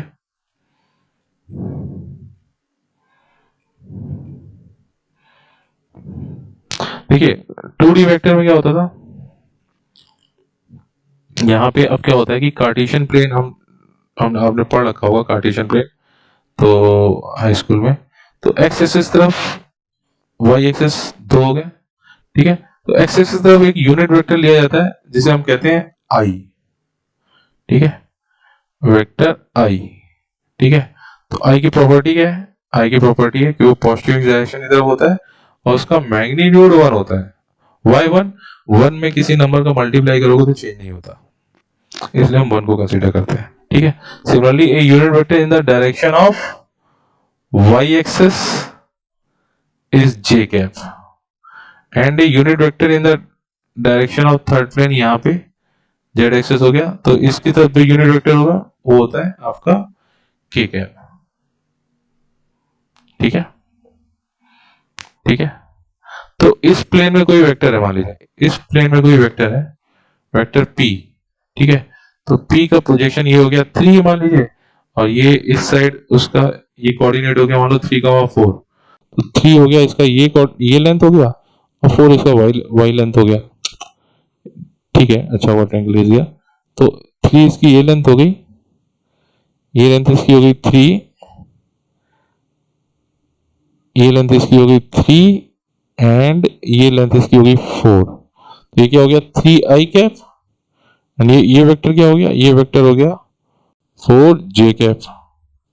ठीक है, तो एडिशन अगर अगर वेक्टर सी होगा तो सी क्या हो जाएगा, वेक्टर सी इक्वल टू हो जाएगा 3i cap plus 4j cap. ठीक है, अगर कार्टेशियन में यहाँ पे कोई पॉइंट आ गया, यानी 3D में यहाँ पे थोड़ा सा दिखना मुश्किल है, इसका कोऑर्डिनेट है 3, 4, 5, तो तब वेक्टर सी क्या हो जाएगा, x component of x axis 3i cap plus 4j cap plus 5k cap. याद रहेगा? ठीक है, कभी तो वेक्टर को कोऑर्डिनेट के फॉर्म में दे देगा, जैसे यहाँ पे जैसे 3, 4 दे दिया, लेकिन अगर उसने ऐसे दे दिया, जैसे ये a दे दिया और ये एंगल थीटा दे दिया, तो इसका ये वाला कंपोनेंट क्या हो जाएगा, a cos थीटा, ये वाला कंपोनेंट उसका हो जाएगा a sin theta.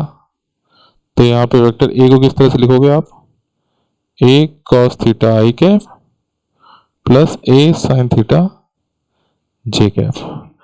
I hope you got my point, और ये पॉइंट बहुत ही इंपॉर्टेंट है, मैक्सिमम क्वेश्चन इसी फॉर्मेट में बनते हैं। ठीक है,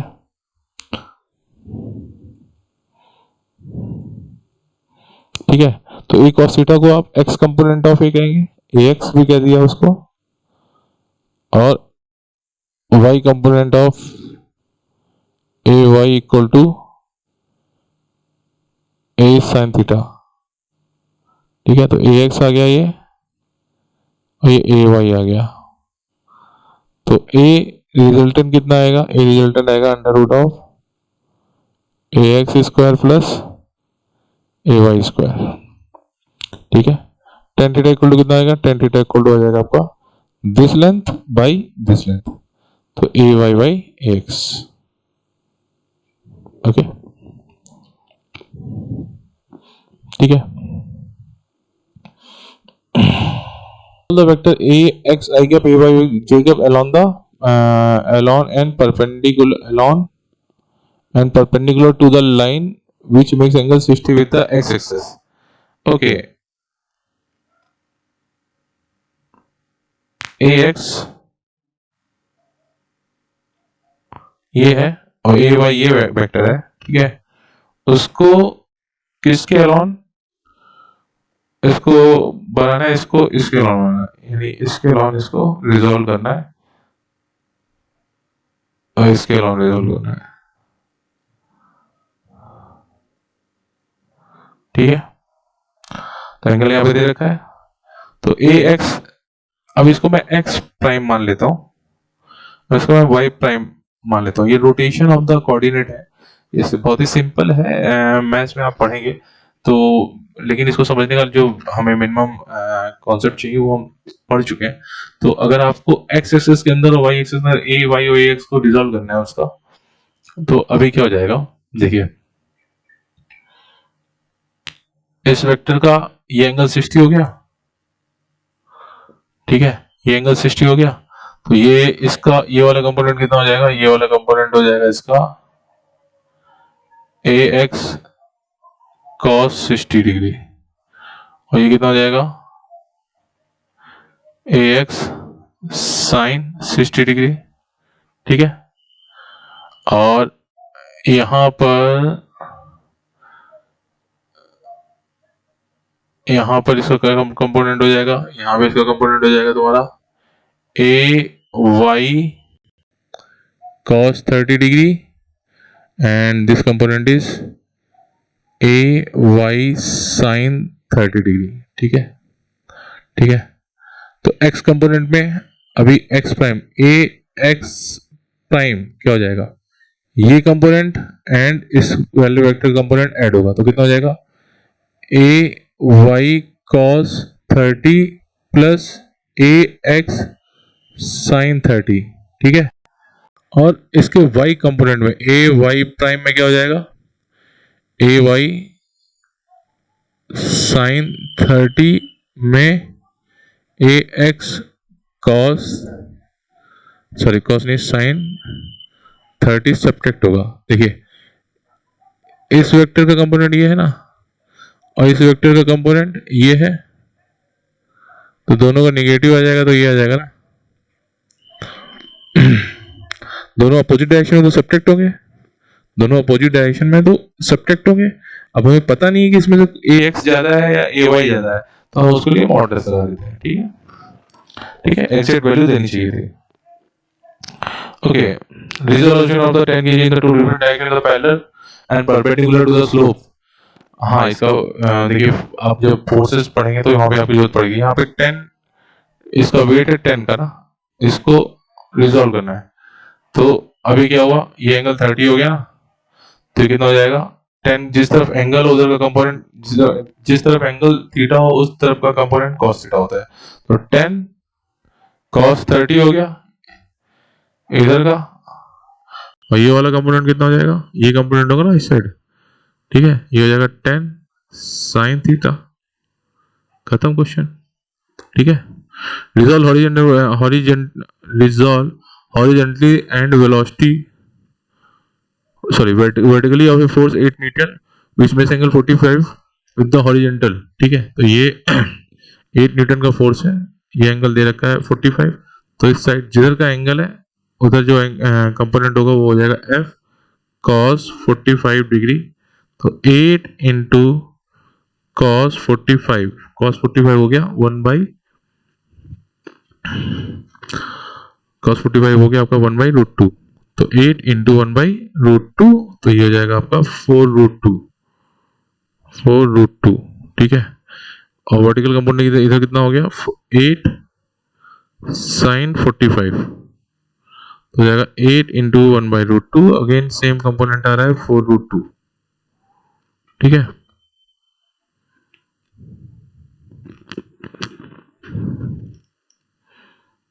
procedure to solve the vector equations. सुनो, वेक्टर इक्वेशंस में प्रोसीजर बहुत ही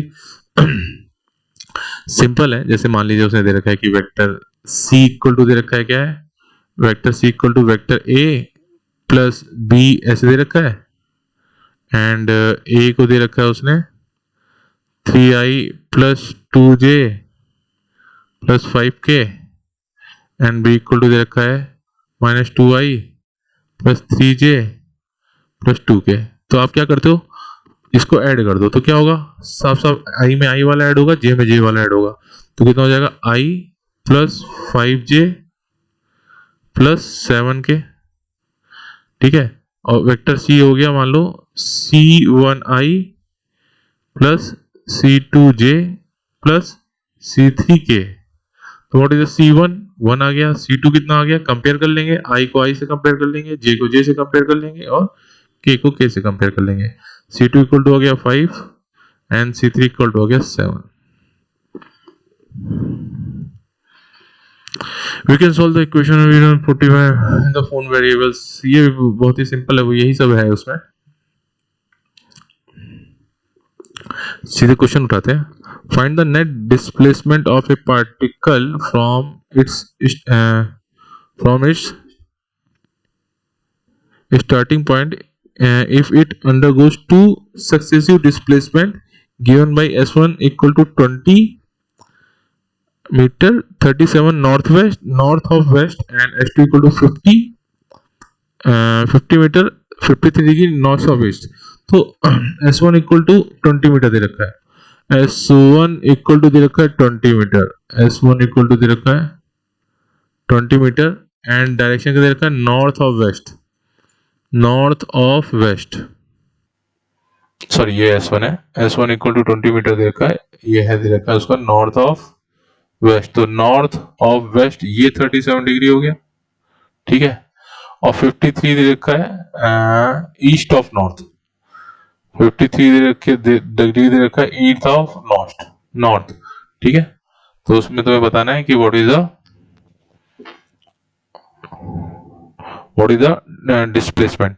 तो इसको देखिए, इसको एक्स वाई कंपोनेंट में सब्स्टिट्यूट इसको रिजॉल्व कर लिए, तो s1 इक्वल टू कितना हो जाएगा 20 cos 37 degree i cap minus, ठीक है, प्लस 20 cos 37 जे कैप, ठीक है। H2 कितना हो जाएगा, H2 आपका हो जाएगा 50 cos 53। देखिए अब ये H2 ये एंगल 53 है ना, ये नहीं है, ये वाला है 53, तो ये 50 है, तो ये इसका ये कंपोनेंट हो जाएगा 50 cos 37। किधर आएगा, ये आएगा पॉजिटिव डायरेक्शन में, तो पॉजिटिव डायरेक्शन में आ गया, तो ये प्लस आई कैप हो गया and plus 50 sine 53 J cap, ठीक है।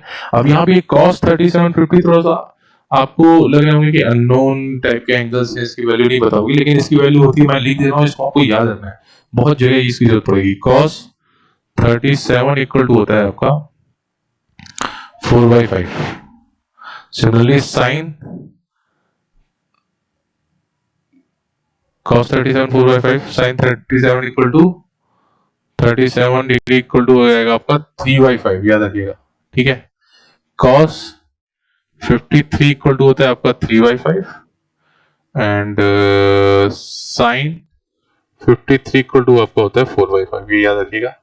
ये वैल्यूज यहाँ पे, अब what is the resultant S equal to S1 plus S2, तो इसमें अभी क्या होगा, आई वाले ऐड होंगे, आई वाले ऐड हो जाएंगे, ठीक है, एंड जे वाले ऐड हो जाएंगे, ठीक है।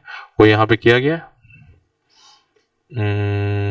देखिए एस एक्स, एस का एक्स कंपोनेंट ये हो गया एस वाई, तो एस वाई कंपोनेंट यहाँ पे देखिए, ये आपका क्या आएगा, ये आपका ये वाला पार्ट आएगा, ये आपका क्या होगा, ये आपका ये वाला पार्ट आएगा, ठीक है। Tan theta equal to S Y by S X, तो अगर इसका ये एंगल निकालना है, ये वाले एंगल का टेन थीटा निकालना है, तो tan theta equal to S Y by S X, ठीक है।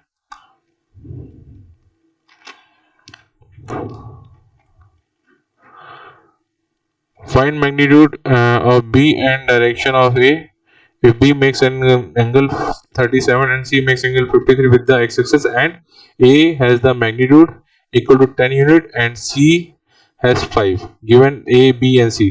तो ये क्वेश्चन देखिए बहुत ही अच्छा है, इसमें B का मैग्नीट्यूड पूछा गया है एंड A का डायरेक्शन पूछा गया है, ठीक है।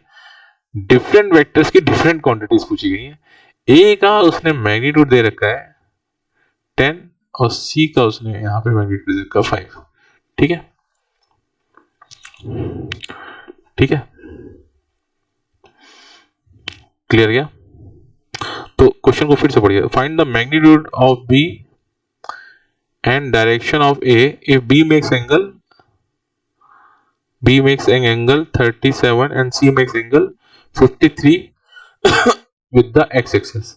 तो इसने यहाँ पे अब गिवन क्या है, ये क्वांटिटी आपको गिवन है, आइडेंटिटी गिवन है, A plus B plus C is equal to 0, ठीक है।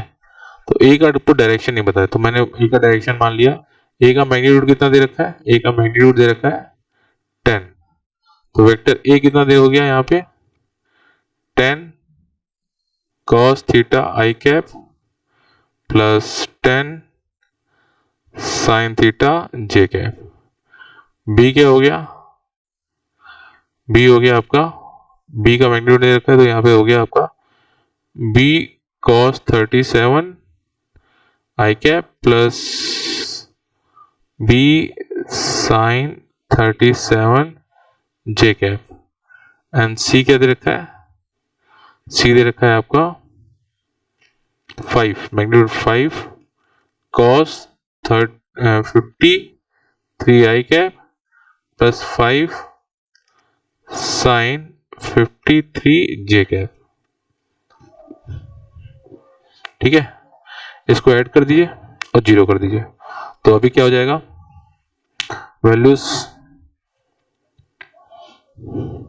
वैल्यू जब आप ऐड करेंगे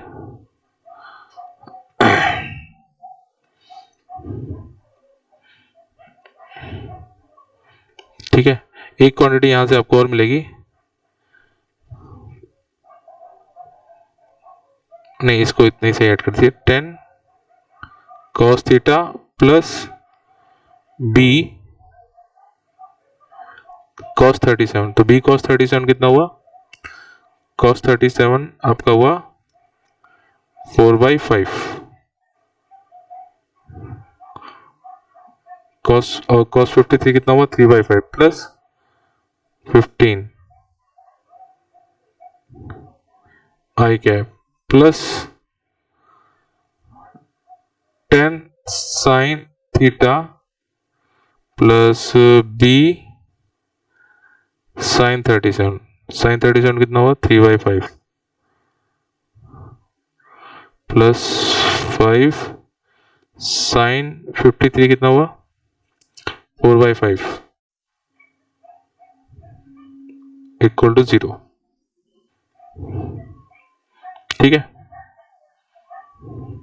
ठीक है, तो यहां पे कितना आ जाएगा 10 cos theta plus 4/5 b plus 15 is equal to 0 and 10 sin theta plus 3/5 b plus 4 is equal to 0। ठीक है, तो यहां से कितना आ जाएगा 4/5 b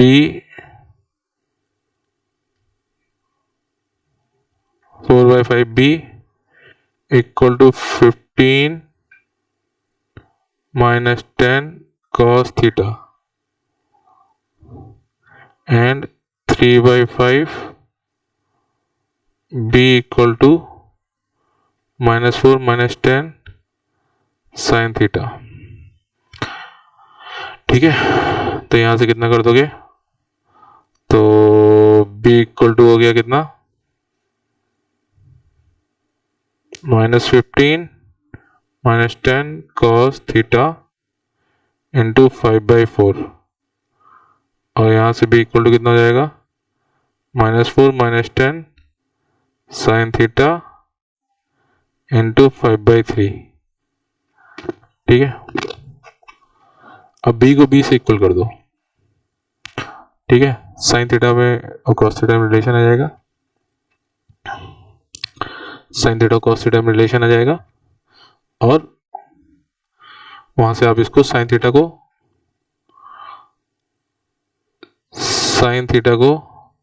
√1 minus cos square theta में कन्वर्ट करो और पुट कर दो। ठीक है,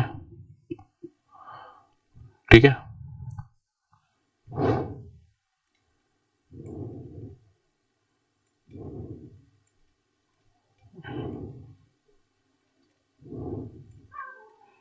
इसको सोल्व करेंगे ये आ जाएगा आपका find the magnitude of f1 f2 if f1 f2 makes angle 30 and 45 with the f3 and magnitude of f3 is 10 unit। 30 and 45 और गिवन है आपका f1 plus f2 equal to f3। ठीक है, f3 वर्टिकल साफ साफ दिख रहा है तो f3 का x कंपोनेंट 0 है, तो f1 sin 30 degree, f1 sin 30 plus f2 ये एंगल कितना हुआ 45 हुआ निगेटिव साइड में, तो f2 minus sine 45 is equal to 0। एक रिलेशन यहां से आ जाएगा। ठीक है, ठीक है, क्लियर। f3 का 10 यूनिट दे रखा है तो 10 यूनिट इसका क्या हो जाएगा, इसका f1 का x component sorry y component और इसका दोनों का ऐड हो रहा है तो f1 cos 30 degree plus f2 cos 45 equal to 10। ठीक है, दो रिलेशन आ गए, दो अननोन आ गए, सॉल्व कर सकते हैं यहाँ से आप। कैसे आ गए, देखिए f1 कितना हो गया, sin 30 कितना हो गया आपका 1/2, तो f1/2 minus f2/√2 is equal to 0। ठीक है, तो f1 cos 30 कितना हुआ, √3/2 प्लस f2 cos 40 कितना हुआ 1/√2 इज इक्वल टू 0। ठीक है,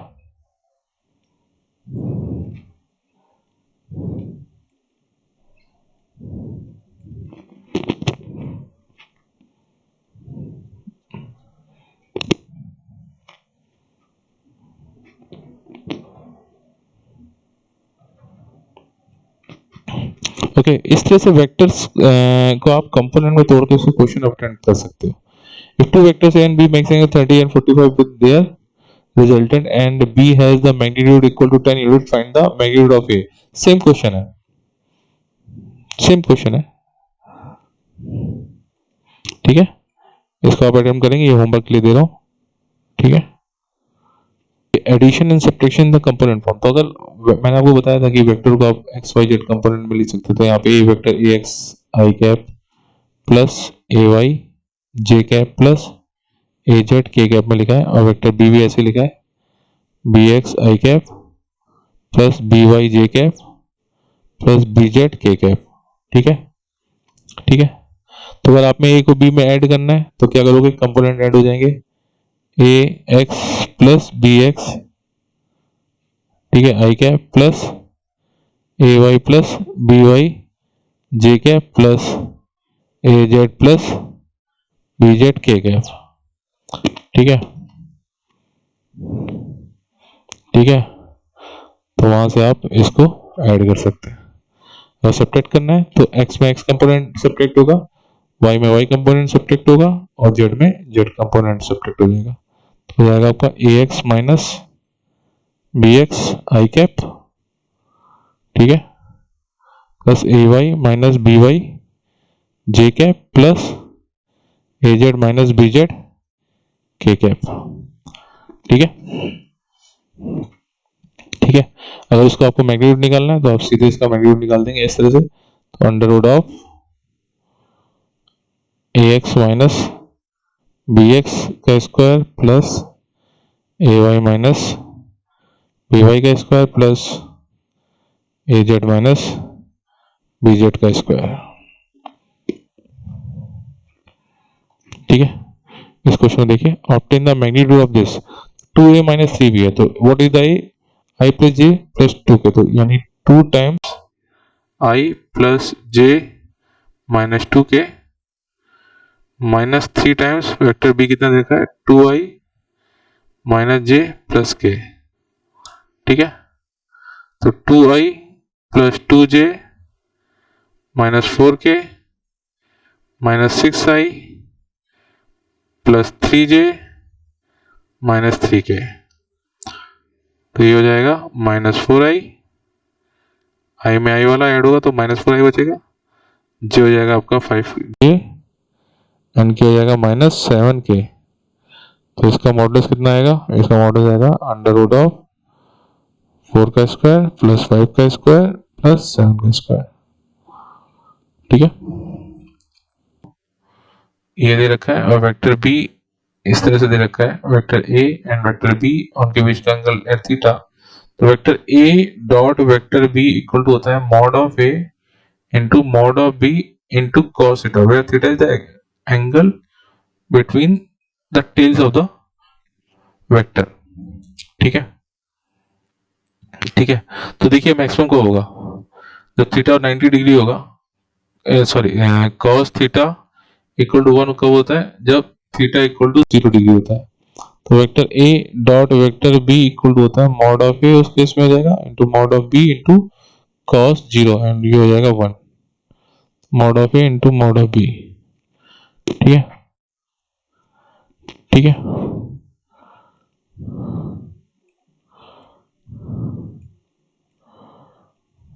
तो there two type of vector, scalar product होता है, वेक्टर प्रोडक्ट होता है।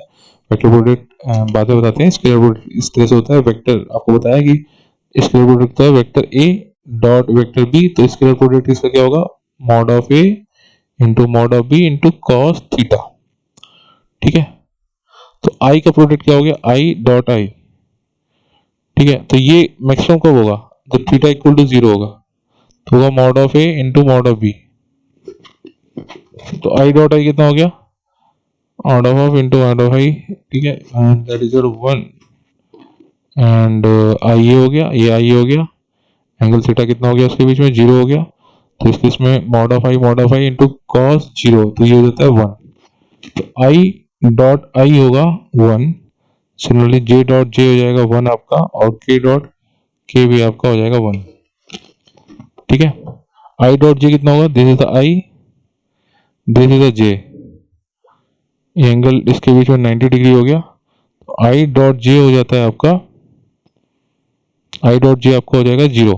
क्यों, mod of i into mod of j into cos 90 and cos 90 is 0, तो आई डॉट जे आपका हो जाएगा 0। If the two vectors are collinear तो i dot i equal to हो जाएगा वेक्टर ए डॉट बी। अगर वेक्टर एक ही साइड में तो a dot B, vector A dot b equal to हो जाएगा mod of A into mod of B. ठीक है, if two vectors are perpendicular तो उनका डॉट प्रोडक्ट 0 हो जाएगा। ठीक है, वेक्टर ए डॉट वेक्टर बी इस केस में हो जाएगा 0। ठीक है, क्लियर। तो यहाँ पे देखिए, अगर वेक्टर ए इन्होंने मान लीजिए वेक्टर ए है, यहाँ पर वेक्टर ए है आपका a x I cap a Y J cap a Z के कैप, और वेक्टर बी है आपका बी एक्स आई कैप बी वाई जे कैप बी जेड के कैप। तो वेक्टर ए डॉट बी क्या हो जाएगा, आई आई का डॉट जे जे, क्योंकि आई वाला जे के साथ जब डॉट जाएगा तो आप आई के साथ डॉट लेंगे तो कितना हो जाएगा, ए एक्स बी एक्स बचेगा। आई का डॉट आप जे के साथ लेंगे तो कितना हो जाएगा, 0 हो जाएगा। सिमिलरली आई का डॉट आप इसके साथ लेंगे तो अगेन 0 हो जाएगा। जे का डॉट आप आई के साथ लोगे तो 0 हो जाएगा, जे का डॉट जे के साथ लोगे तो वो एक पॉजिटिव नंबर, यानी वो नंबर आ जाएगा ए वाई बी वाई, ये लिखा हुआ a y b y and a z b z. Similarly k a Z के साथ आप कैलकुलेट करने की कोशिश करेंगे तो ये आ जाएगा। तो वेक्टर ए अगर दे रखा है a one i plus a two j plus a three k, and vector B equal to दे रखा है आपका b one i plus b two j plus b three k, तो vector A dot vector B equal to कितना जाएगा, a one b one plus a two b two plus a three b three. ठीक है,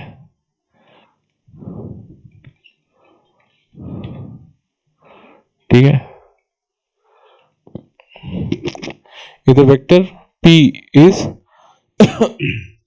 a plus 3k and vector q equal to a minus 2k because they are perpendicular to each other, then the value of a is, तो यानी अगर दो vector vector p and q अगर आपस में perpendicular है, परपेंडिकुलर टू q है, vector q है, तो इसका मतलब ये इंप्लाइज करता है vector p dot q is equal to होगा 0।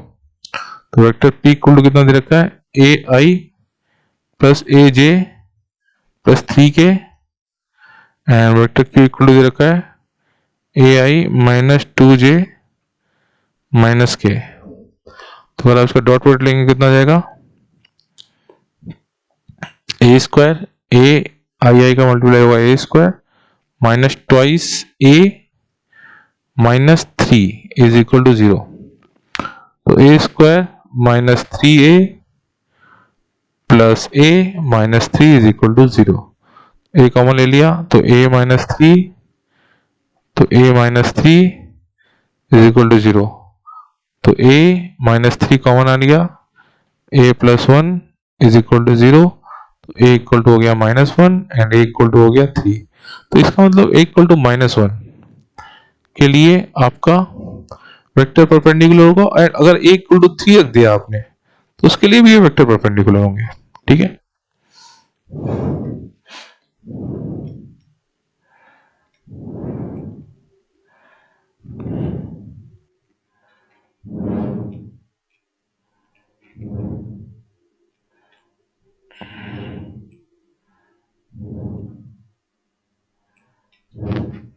Find the component of vector this along the line this. तो ये एक बहुत अच्छा पॉइंट है एक वेक्टर का दूसरे दूसरे के अलावा जब कंपोनेंट निकालना होता है, जैसे मान लीजिए कि ये वेक्टर है,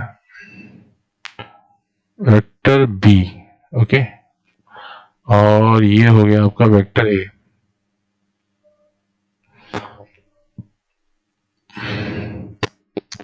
तो इसको इससे समझने से पहले यहाँ पे एक एग्जांपल देख लीजिए। जैसे एक वेक्टर हो गया ये 3i प्लस 2j, इसका आपको कंपोनेंट निकालना है कि इसके अलोन एक्स के अलोन, एक्स और वाई, एक्स के अलोन निकालना है। तो एक्स के अलोन यूनिट वेक्टर क्या होगा, यूनिट वेक्टर आई होगा क्या। तो आपको साफ साफ दिख रहा है कि इसका ये जो कंपोनेंट है ये 3i प्लस 2j है, तो ये 3 होगा। तो अगर 3i प्लस 2j को आप i के साथ डॉट प्रोडक्ट ले लो, कितना आ जाएगा, 3 आता है क्या।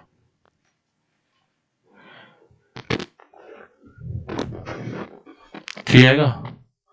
तो वेक्टर ए ये हो गया, वेक्टर बी ये हो गया। तो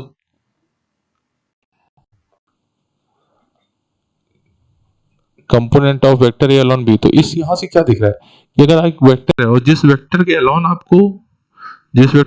आपको अगर उसका प्रोजेक्शन चाहिए या कंपोनेंट चाहिए, तो जिस वेक्टर के अलोन चाहिए उधर के यूनिट वेक्टर से आप उस वेक्टर को मल्टीप्लाई कर दो, डॉट मल्टीप्लिकेशन कर दो उसका, तो आपको कंपोनेंट मिल जाता है। ठीक है। तो अगर वेक्टर बी का मुझे वेक्टर ए के अलोन कंपोनेंट चाहिए, तो मैं क्या करूंगा, वेक्टर ए के अलोन पहले हम यूनिट वेक्टर निकालेंगे। अब मुझे वेक्टर ए नहीं पता, तो वेक्टर ए को अगर मैं उसके मॉड से डिवाइड कर दूंगा, तो क्या आ जाएगा, ये यूनिट वेक्टर आ जाएगा क्या, अलोन ए वेक्टर ए। तो what is the unit vector along vector a, vector a divided by mod of a. अब उसका डॉट प्रोडक्ट आप वेक्टर बी के साथ ले लेते हो, तो ये क्या आ जाएगा, projection of b along a आ जाएगा। प्रोजेक्शन ऑफ या component of vector b along a आ जाएगा। ये बहुत इंपॉर्टेंट पॉइंट है, आपको याद रखना है। ठीक है। तो यहाँ पे क्या है क्वेश्चन, 3i प्लस 4j का कंपोनेंट निकालना है, 3i प्लस 4j का कंपोनेंट निकालना है आई और जे के अलोन। तो 3i प्लस 4j का कंपोनेंट निकालना है आपको आई प्लस जे के अलोन। तो उसका आपने कंपोनेंट नहीं है, यूनिट वेक्टर ले लिया, तो कितना आ गया, 3i plus 4j I plus J divided by √2। तो यहाँ पे कितना आ जाएगा, 3 plus 4 by √2, 7 by √2। Find the angle between A and B. तो ए एंड बी के बीच में एंगल कैसे निकालोगे, vector A dot B, vector A dot vector B equal to mod of A into mod of B into cos theta. ठीक है। तो a dot भी निकालिए आप। ठीक है। तो ए डॉट भी निकालेंगे, ये ए डॉट भी आ गया, और फिर कॉस थीटा कितना आ जाएगा, कॉस थीटा इक्वल टू हो जाएगा vector A dot vector B divided by mod of A into mod of B. ठीक है। ये यहाँ पे आपने रखा, ये आ गया cos theta. For what value of m, the vector this and this are perpendicular। तो vector a and b perpendicular है, तो आपको m की वैल्यू चाहिए। तो vector a and b perpendicular है, तो कितना आएगा, 2i plus 3j minus 6k dot b minus 3i sorry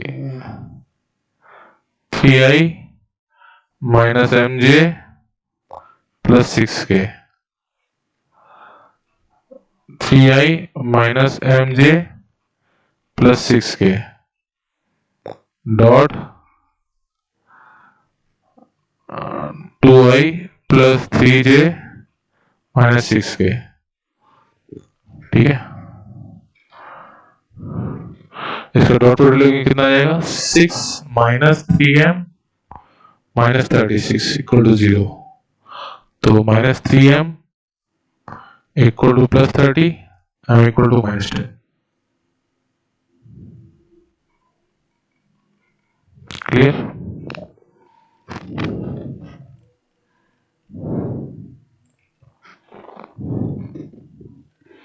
clear.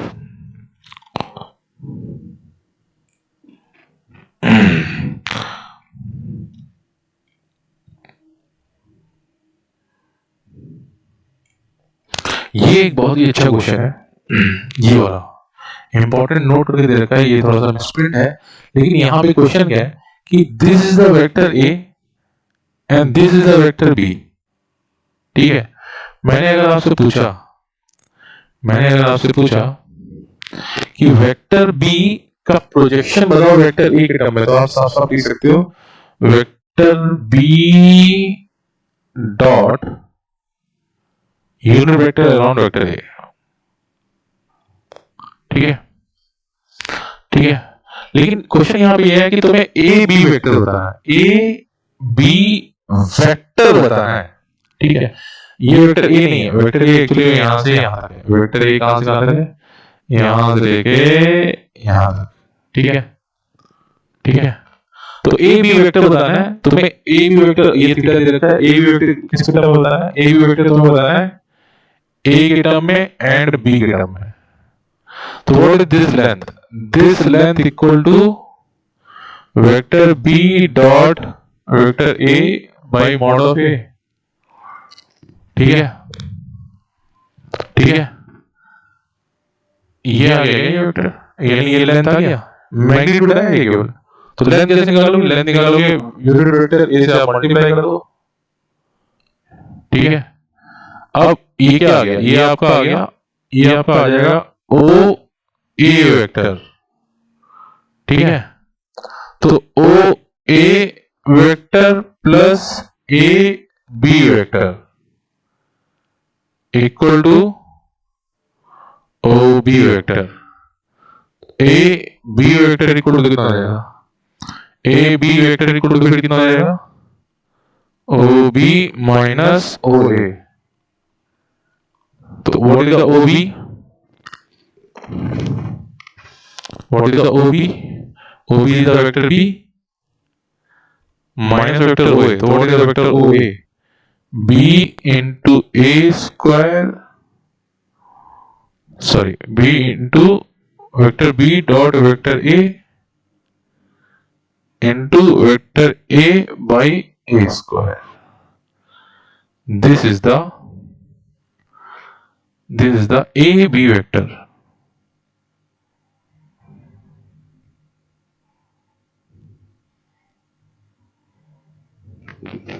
ठीक है, ठीक है,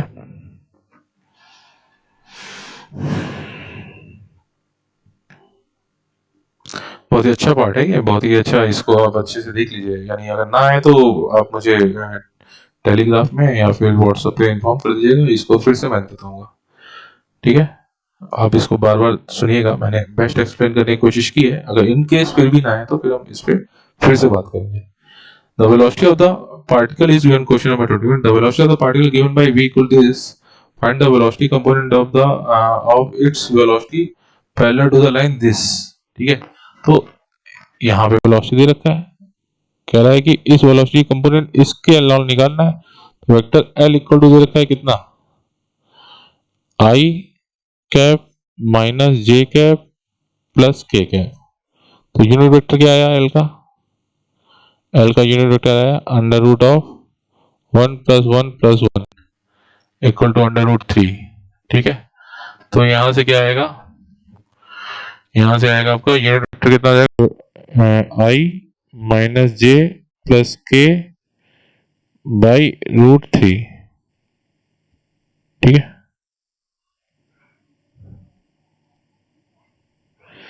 ठीक है, अब v क्या आया, v इक्वल टू आया 3i plus 2j plus 3k, i minus J plus के। तो कितना जाएगा ये 3 माइनस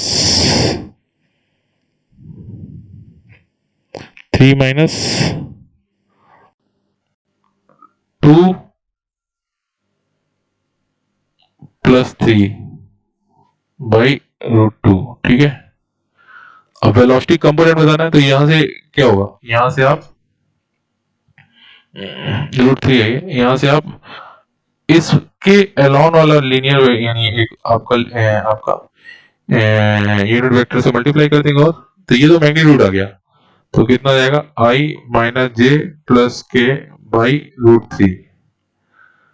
तो कितना हो जाएगा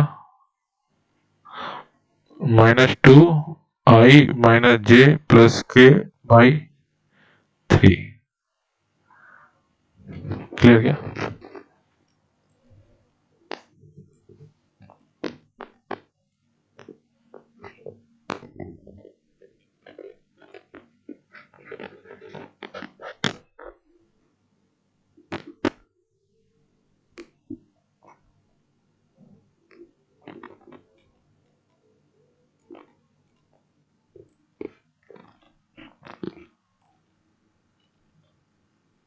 वेक्टर प्रोडक्ट तो सुनिए,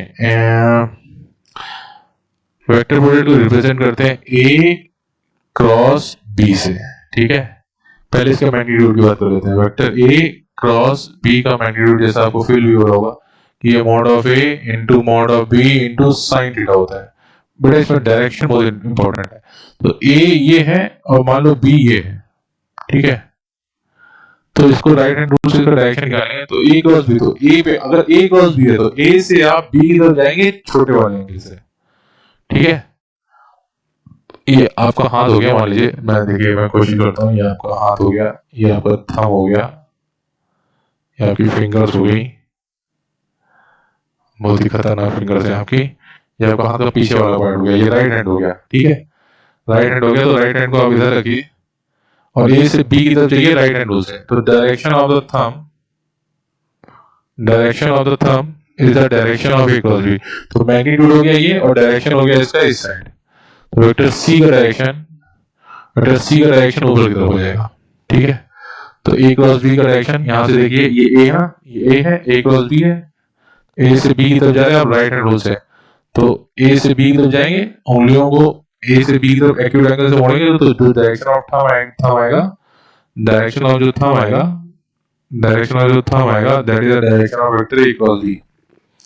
ठीक है, अगर बी क्रॉस से निकालना होगा तो आप इधर से बी से ए की तरफ आएंगे, एक्यूट एंगल की तरफ। तो यहां से इधर, एक मिनट, सॉरी,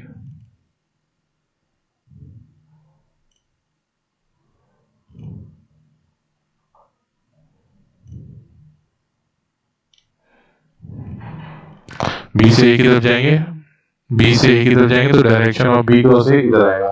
तो this is the A cross B and this is the B cross A. Clear क्या? मैग्नीट्यूड में इफेक्ट नहीं पड़ेगा। ठीक है, साफ साफ दिख रहा है कि ए क्रॉस बी ऊपर की तरफ है, बी क्रॉस ए नीचे की तरफ है। तो ए क्रॉस बी, अगर दो वेक्टर जिनके डायरेक्शन डिफरेंट हो वो वेक्टर सेम नहीं हो सकते, not equal to vector b cross a, but a dot b equal to b dot a होता है। वो भाई स्केलर क्वांटिटी ना, तो a into B into cos theta हो जाएगा। इसकी कुछ प्रॉपर्टीज है। तो अगर दो वेक्टर हैं, ए इधर है और बी भी इधर है, तो a dot a cross b ले लिया, यहाँ पे क्या हो गया, mod of A cross B equal to कितना हो जाएगा, a into B into sine 180 degree. ठीक है,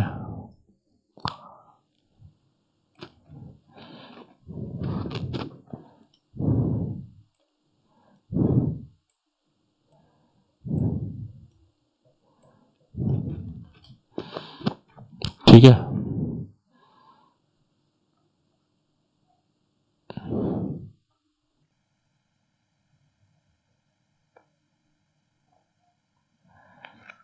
आई क्रॉस आई, देखो आई डॉट आई क्या आया था, 1 आया था, नहीं? तो आई क्रॉस आई कितना जाएगा, आई का मॉडुलस इंटू 1 का मॉडुलस इंटू साइन 0। तो आई क्रॉस आई 0 होएगा। सिमिलरली जे क्रॉस जे भी 0 होगा, सिमिलरली के क्रॉस के भी 0 होगा। ठीक है, आई क्रॉस जे कितना हो जाएगा, आई क्रॉस जे, तो ये साइक्लिक रूल यूज करते हैं, ये हो गया आपका आई, ये हो गया जे। ठीक है, तो आई क्रॉस जे अगर जा रहे हो तो आई क्रॉस जे आपको दे देगा के, और के क्रॉस आई आपको देगा जे, और जे क्रॉस के आपको दे देगा आई। ठीक है, तो ये साइक्लिक रूल याद रखिए, आई जे के, तो आई क्रॉस जे आपको दे देगा के, याद रहेगा, और जे क्रॉस के देगा आपको, जे क्रॉस दे देगा आपको आई, ठीक है, और के क्रॉस आई इक्वल टू दे देगा जे।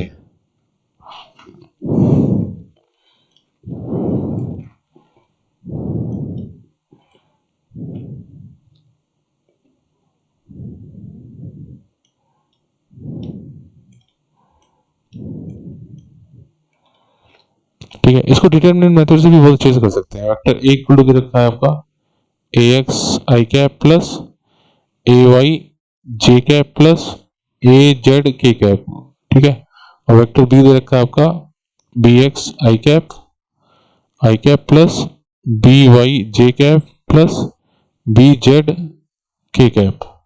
तो ए क्रॉस बी निकालना है, अगर आपको ए क्रॉस बी निकालना है तो यहां से आई लिया, ये जे लिया, ये के लिया, तो ए के कंपोनेंट यहाँ पे पहले रखोगे, तो यहाँ पे ए के आई के नीचे ए एक्स रखोगे, आई का कंपोनेंट, जे के नीचे सेकंड कंपोनेंट रखोगे ए वाई और फिर ए जेड, सिमिलरली फिर B X B Y B Z, ठीक है।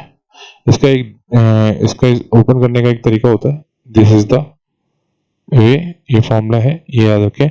आई जब आप ले रहे हैं तो उसके रो और कॉलम को छोड़ दीजिए, इसका क्रॉस मल्टीप्लिकेशन, इसका क्रॉस माइनस इसका क्रॉस मल्टीप्लिकेशन, देखिए माइनस जे को ले रहे हैं, जब जे को ले रहे हैं तो जे के सामने माइनस हो जाएगा, यहाँ पे इन्होंने माइनस ऑब्जर्व कर लिया है, तो जे के सामने अगर आपने प्लस दिया तो पहले तो जे का रो और कॉलम छोड़ देंगे, तो फिर दिस माइनस दिस करेंगे, ठीक है, ए जेड बी एक्स माइनस ए एक्स बी जेड, ठीक है, फिर के को लोगे आप तो रो कॉलम छोड़ोगे तो ये वाले पार्ट को लोगे तो हो जाएगा दिस माइनस दिस, यानी ए एक्स बी वाई माइनस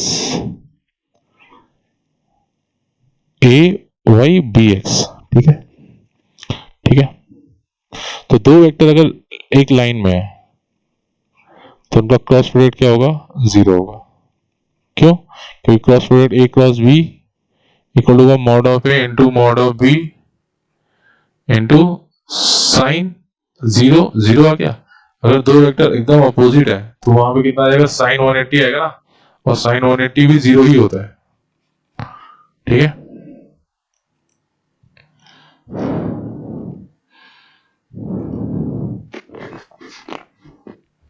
कह रहा है कि यहाँ पे देखिए वो बोला है कि a dot b equal to a cross B, तो find the value of modulus of A cross b, find the value of then, तो एंगल इक्वल टू थीटा आएगा। देखिए कैसे, ए क्रॉस बी क्या हुआ, mod of A into mod of B,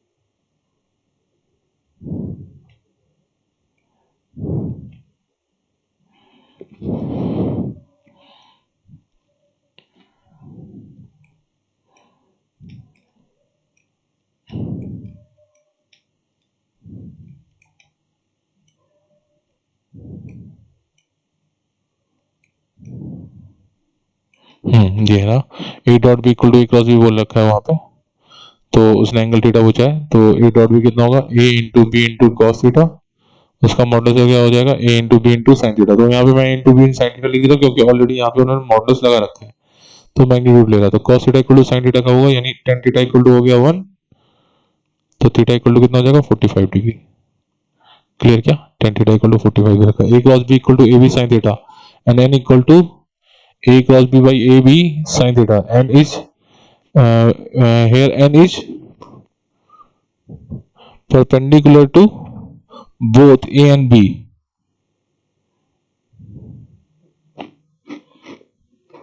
आपको ये prove करना है ये ट्रू है या फॉल्स है, तो देखिए क्या हुआ, गौर से देखिए, जैसे a ये ले लिया और b ये ले लिया, तो a क्रॉस b क्या आया, ऐसे आया गया, इसका परपेंडिकुलर, तो देखिए क्या हुआ, जैसे मान लीजिए एक्स एक्सिस ये हो गया, वाई एक्सिस ये हो गया, वाई एक्सिस में वाई एक्सिस हो गया ये, और दूसरा वेक्टर बी ये हो गया, ए क्रॉस बी निकालना है आपको। तो आप राइट हैंड रूल से निकालोगे तो क्या होगा, वेक्टर जो आएगा रिजल्टेंट वेक्टर वो आउटसाइड आ रहा है क्या, तो आउटसाइड जो वेक्टर आ रहा है, आउटसाइड जो वेक्टर आ रहा है इस टाइम वो ए से भी परपेंडिकुलर है और बी से भी परपेंडिकुलर है, समझे क्या। ठीक है, तो अगर ये वेक्टर ले रहे हो तो ये क्या है, unit vector which is perpendicular. देखिए A cross B equal to क्या हुआ, यूनिट वेक्टर हुआ ना ये, sorry A cross B equal to A into B into sine theta हुआ और फिर डायरेक्शन हुआ, उसको उसका मैग्नीट्यूड से डिवाइड कर दो, ये यूनिट वेक्टर हो गया। तो यहाँ पूछ रहा है a cross B equal to a b into n, तो n is a unit vector, इसका मॉडुलस है unit vector and which is perpendicular to both a and b. ठीक है, तो जो वेक्टर सी आएगा ना, वेक्टर ए क्रॉस बी से, तो वेक्टर सी जो होगा वो परपेंडिकुलर टू ए भी होता है और बी भी होता है। राइट हैंड रूल से आप अपने सामने विजुलाइज करने की कोशिश करेंगे तो आपको दिखेगा। ठीक है, ठीक है, find A cross B when A equal to this and B equal to this, formula लगाना है ऊपर वाला, ये वाला फॉर्मूला आएगा आपको। ठीक है, a is north east, b is down west, find the direction of A cross b. A is the north east and B is the downward, find the direction of a and B. तो north east हो गया, north east, ठीक है, वो downward है, क्या B downward है, तो ए क्रॉस बी किधर जाएगा, डाउनवर्ड कैसे हुआ, ऐसे हुआ, एक मिनट, नॉर्थ ईस्ट और बी इज द डाउनवर्ड, तो ए क्रॉस बी का डायरेक्शन इस साइड आएगा। देखिए अब यहाँ से विजुलाइज नहीं हो रहा है कि, यानी टेबल का एक कॉर्नर ले लीजिए, उसमें एक कॉर्नर ले लीजिए, उसको नॉर्थ ईस्ट समझ लीजिए, plane right hand left hand side से, राइट हैंड साइड से आप देखिए एक प्लेन ले लीजिए टेबल का और उसमें एक वेक्टर ड्रॉ कर लीजिए, दैट इज नॉर्थ ईस्ट। ठीक है, और दूसरे वेक्टर को परपेंडिकुलर डायरेक्शन ले लो। ठीक है, तो उसको अगर आपने क्रॉस प्रोडक्ट किया तो जो रिजल्टेंट वेक्टर आएगा वो आएगा साउथ ईस्ट, वो या तो आएगा नॉर्थ वेस्ट आएगा या ऐसे आएगा, तो ये डायरेक्शन हो गया ना, तो नॉर्थ ईस्ट हो गया।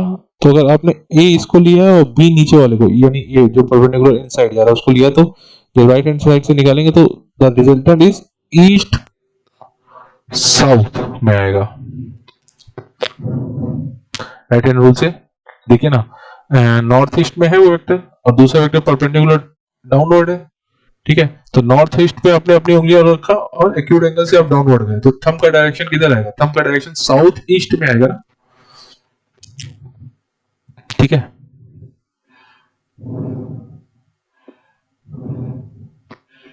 पोजीशन वेक्टर क्या होता है, पोजीशन वेक्टर वो होता है जिस वेक्टर का टेल ओरिजिन पे होता है और हेड कहीं और पे होता है। ठीक है, तो ये R is the position vector, ये बहुत जगह यूज किया जाएगा आगे। तो this is R is the position vector where p equal to x I plus y j, x is the this component and y is this component। okay, okay, displacement vector ये last है शायद आज का, हाँ ये last है। तो देखिए डिस्प्लेसमेंट वेक्टर, जैसे ये एक वेक्टर है, ठीक है, पहले यहाँ पे था r1 पे था, r1 पोजीशन पे था, और ये फिर r2 पोजीशन पे चला गया, यहां पर था और यहां पर चला गया, तो दिस इज द डिस्प्लेसमेंट। क्या, तो डिस्प्लेसमेंट वेक्टर क्या हो जाएगा, अब देखो क्या हो जाएगा, vector r1 plus vector d, vector r1 plus vector d equal to vector r2 हो गया क्या, तो वेक्टर d इक्वल टू कितना हो जाएगा, r2 माइनस r1 हो जाएगा, तो वेक्टर d इक्वल टू हो जाएगा r2 माइनस r1, तो displacement vector d equal to कितना हो जाएगा, r2 माइनस r1। ठीक है, चलिए ये वेक्टर में था, थ्योरी पार्ट थी प्योर। इसका असाइनमेंट टेलीग्राफ पे आपको, टेलीग्राम में आपको हम सेंड कर देंगे, और जो इसका डाउट्स हो उनको हम यानी ऑनलाइन क्लास में खत्म करेंगे। ठीक है, बी सेफ, चलिए गुड डे।